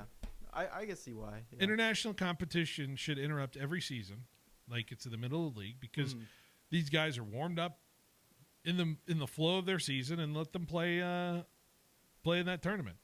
Now, is it benefiting the few? Teams are going to get annoyed if it's in the middle of the season because you have the few guys on each team that are playing in this thing versus all the other guys who are going to lose all that momentum of playing in a routine and regimen, and you're going to have to just start it up again. And baseball players are so fickle in that way. Yeah. They're so finicky in that way because they need to have the ramp-up time to get ready and feel good about themselves. God forbid they have a day off, or God forbid they have a week off in their season. Yeah. But I feel like this would be so much better in the middle of the summer. Now, this summer makes no sense because of the World Cup, but any other year, next year, it would be great. By the way, you know why they're doing it this year, right? Why? It's going to be a lockout next year. That's true. So why would they? There's no chance they were having, because it's supposed to be every 4 years. 2023 was the last time. It was supposed to be 27, and I'm guaranteeing that's the reason why. Probably because sure as hell those players aren't going to do anything if they're not getting a CBA deal done. We'll just see like all the Dominican players go back and play in their leagues down there. Yeah, why not? It would be a pretty little pretty ticket for the people down there in the Dominican. Huh? Oh yeah. So. Have you seen Ellie De La Cruz with the metal bat? Oh, my God. It's great. It's like Aaron Judge with that metal bat when I saw him. Yep. All right, let's take a break. Let's wrap up the show next year on 1430 ESPN. Prices on steel and materials are going up, but at Pacific Steel Supply, they're still delivering the best deals in the industry. Whether it's residential, commercial, industrial, or ag projects, Pacific Steel Supply will match or beat any competitor's price by an extra 10% on top quality steel, metal roofing, and components. With 24/7 service, fast delivery, and the best prices, the time to act is now. Get your free quote today from Pacific Steel Supply in Fresno, Ashland, and Parkway off Highway 99 or online at pacificsteelsupply.com. At Donald P. Dick, we aren't just HVAC specialists. We are a certified Lennox dealer. That means we offer the most energy-efficient products on the market, with savings you can see and perfect air you can feel. Your comfort is our passion, and we're with you every breath of the way.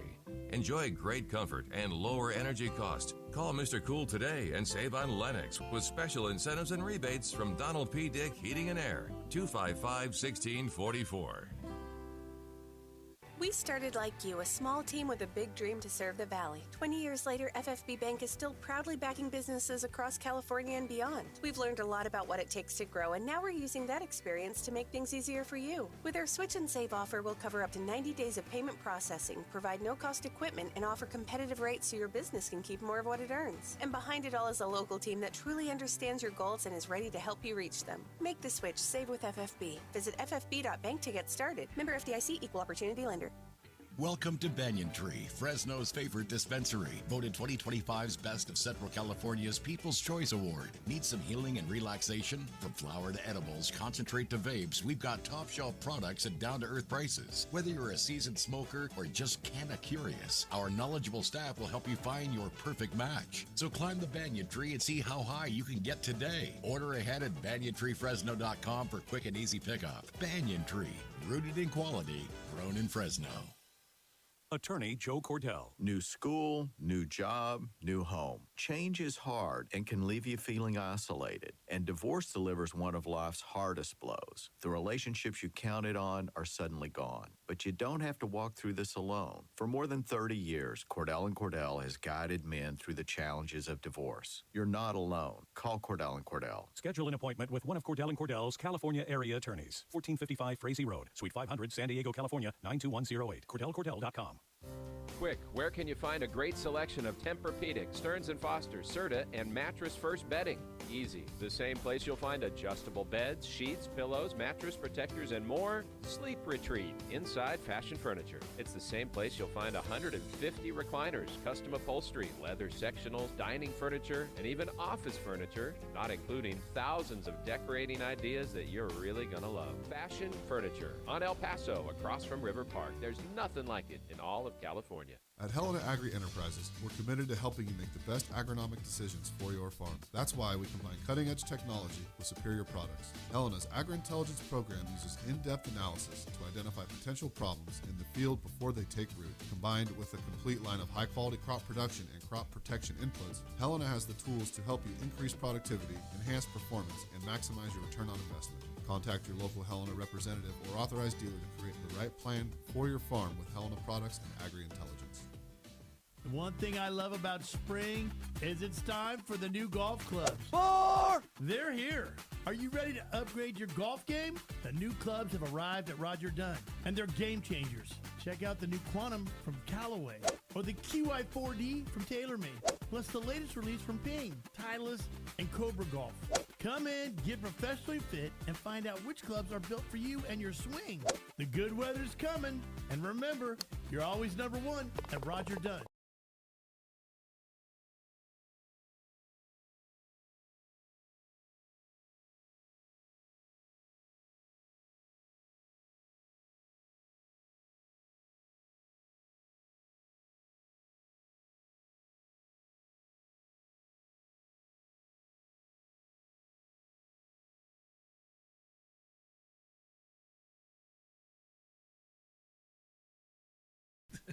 I love trolling. When it comes to that, right? I know you do. Hey, we got a schedule. Let's update you on it. FPU Sunbird Sports Show. Our host is in the house now. Paul Metters here. Starting at about 15 minutes or so. You want to switch over to 790 FPU Sunbird Sports Show, 6 o'clock till 7. Looks like we got some good guests coming on. I don't know exactly who's coming on, but I know it's always a good program. Tomorrow, Sportsline Bulldog Hour, Tony D, 2 to 3. Tomorrow, we're going to have our show from 3 to 4:45, or excuse me, 5:45. 3 to 5:45, a 2-hour and 45-minute program, because the Lakers and Suns pregame starts at 5:45 and the tip-off starts at 6. So, of course, it was the Lakers. Yeah, so 15 minutes of our show abbreviated a little bit here with the Lakers and Suns, and God forbid the Lakers play a normal basketball game. So we'll see how that goes tomorrow. Sharks and Calgary Flames. Hey, that's good competition. 790, your channel there. 6:30 p.m. Pregame with a 7 p.m. puck drop. Dan Ruzanowski on the call in the Shark Tank. Yeah. Daniel, you been to the Shark Tank yet? No, I don't even know what it is. Wait, that's the. You don't know what the Shark Tank? Never mind. It took me Sorry. a second. Yeah, I know what it is now. Okay. I will know what the Shark Tank is because these Olympics have made me a San Jose Sharks fan. There you go, Macklin. Yep. Did you wake up at 5 in the morning? I did not, unfortunately. I wish I did. I really did. I woke up at 5 in the morning and had myself a hell of a morning watching Must that. have been fun. I would have woke up my whole house if I did that. What got you? Chilaquiles after Victory Chilaquiles. You know, Sounds great. My order was carnitas with the green salsa, medium heat. That sounds awesome. Eggs over easy. I think. What's your chilaquiles?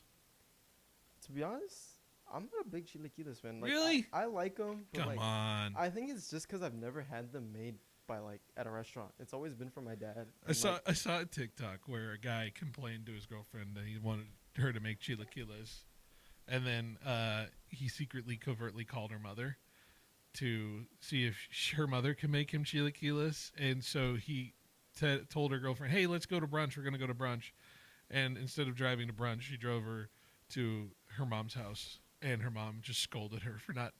When your boyfriend wants chilaquiles, you make him. When your man wants chilaquiles, you make him chilaquiles. That's something I'd have to do with my girlfriend and her grandma. Exactly, Daniel. You got to plant the seeds, because if the grandma finds out that your girlfriend's not feeding you chilaquiles or properly getting you, Fed. She's not fattening me up. Yeah, exactly. She's gonna make sure of it, right? Yep. Anyways. Where are we at? Yeah, get to a Sharks game. They only got like a few months left in the season. Sportsline Bulldog Hour, Tony D, 2 to 3 p.m. tomorrow on Friday. No Behind the Bench Friday. No Behind the Bench Friday because we're getting geared up for our high school hoops, Selland Arena basketball presentation. 3:45 pregame with a 4 p.m. tip. D4 boys final, Sanger West and McLean. And then around 7:45, we will have another pregame as we get set for an 8 p.m. tip between Atascadero and Clovis High in the D2 boys final. That is Friday's schedule. Saturday, we'll have the Central Valley Sports Report with Paul Metters from First String Sports Live, 10 a.m. to noon. And then later that evening, you'll have a 5:45 pregame with myself and Paul Metters on the call for a 6 p.m. D1 girls final, Clovis and Clovis West. We will run that broadcast through to the boys D1 final, and St. Joseph and Buchanan get set for the matchup there as well. Interviews throughout the 2 days as well. A lot to get into, and should be a lot of fun. Saturday, also, you have Sharks hockey in the mid-afternoon. Sharks at Edmonton take on each other, 12:30 pre with a 1 p.m. puck drop on 790. They'll also be same time on Sunday as they take on the Jets. And then Sunday, we also have Lakers and Kings as the Lakers will do battle with Sacramento, 6:15 pre with a 6:30 tip-off there. We'll be back with another edition of Behind the Bench on Monday. They got to win that one, right? I mean, well, I declared this, Daniel, early in the week. If you lost to the Kings, you're not winning an NBA championship. I did this with the Wizards, and now I'm doing this with the Kings. If you have lost, by the way, Daniel, there's some intriguing teams I've declared dead from NBA Finals contention with what the Kings have done this year. Are my Clippers there? We'll find out. Your Kings wins and losses. Actually, this is much easier if I do this on my phone because there's color coding to an app I use when I look up teams that have won or lost. Currently, the Kings are losing by 19 to the Rockets because that's just how it goes. The Kings have eliminated from NBA Finals contention these following teams. The Utah Jazz, even though the Jazz kind of eliminated themselves. They eliminated the Bucks. They eliminated the Warriors, in my eyes. Yes, and I eliminate the Warriors. The Nuggets cannot win an NBA Finals this year. I'm out on the Nuggets. They lost to the Nuggets. They lost to the T-Wolves. So sorry, Timberwolves. Yeah, can't do it. They lost to the Miami Heat, so the Heat are out. They lost to the Rockets, or they beat the Rockets. So I can't. Sorry, Rockets. You're not winning the finals. So we're being realistic here. You got about like 2 teams in the West that you think. The Mavs, they beat, so you can't have them. The Mavs make it. They beat the Rockets again. So, sorry. They own the Rockets? They kind of own the Rockets, even though the Rockets are owning them right The Lakers lost to the Kings, so sorry, Lakers, you're out. The Knicks have lost to the Kings, so I cannot in good faith and good conscience allow the Knicks to be a NBA Finals contender. All roads lead to a San Antonio versus Detroit Finals. Have I never been more right than the Detroit Pistons at the beginning of this year? You remember those predictions? I do remember those predictions. And I was just, there's something about Cade, there's something about Detroit, there's something about that core of that team that I trust in what they are capable of. I'm doing this as I'm about to check their score against the Thunder, who are sitting everybody, and they're only up by 6 at half. All right, great. Hey, I was right about the Magic. I mean, they're doing 31 and 26. They're doing well. Just because they beat your Clippers 3 days ago doesn't mean they're a good team. Not about that. Doesn't mean they're a good team. I'm sorry. You can't say the Magic are a good team just because your team lost them. No, stop trying to boost your team up. I took the Pelicans. I do remember That's a rough one. Yeah. Yeah, that's a rough one. Anyways, by the way, shout out to some high school soccer tonight. I saw CIF tweeted out some games here, and there's some CIF soccer matches that are happening right now in high school soccer. Daniel, you played some high school soccer, right? I did not. You did not? I played it outside of school. I did not want to bother with school. Is okay? Well, don't. I won't specify what school I went to, but I was not dealing with all the drama. Okay, there. all right. Well, I'm hoping all these kids have a better experience. Here we go. This is what we got. Tonight there are a couple girls finals and there are 4 boys finals. So girls finals tonight going on. El Diamantes at Tulare Western in D2 final. You got McLean and Selma battling on the girls' side in Division 5. In D2, you have Liberty of Bakersfield at Miramonte in a 1 versus 2 matchup. You have Bakersfield High in D3 at Torres on the boys' side, an 8 versus 3 matchup. Wow. How about 1-seeded Napomo hosting 3-seeded Dos Palos in Division 5? D6, number 1-seeded Corcoran is hosting Taft Union tomorrow as well. Is this all girls? Or tonight. No, that's boys. Okay. So here's your matchups tomorrow that wrap up the whole week of CIF Central Section Soccer. You have tomorrow the D1 final on the boys' side. Sanger is hosting Clovis in a 5 versus 3 matchup in that bracket. So that's how it shook out. How about this one? D4 got crazy. Roosevelt, an 8 seed, hosting 11-seeded Sanger West. Wow. So we got an 8 versus an 11 for the championship. I want to know what happened in that bracket. In D4 on the boys' side, that's tomorrow. Tomorrow on the girls' side, CIF Central Section Championships in soccer. D1 Buchanan hosting Garces Memorial. That's a 1 versus 3 seed. And then you also have a 1 versus 3 seed. Fresno Christian hosting Sierra Pacific in Division 4. So I apologize. I do not have the scores from yesterday on the girls' finals, D3 and D6.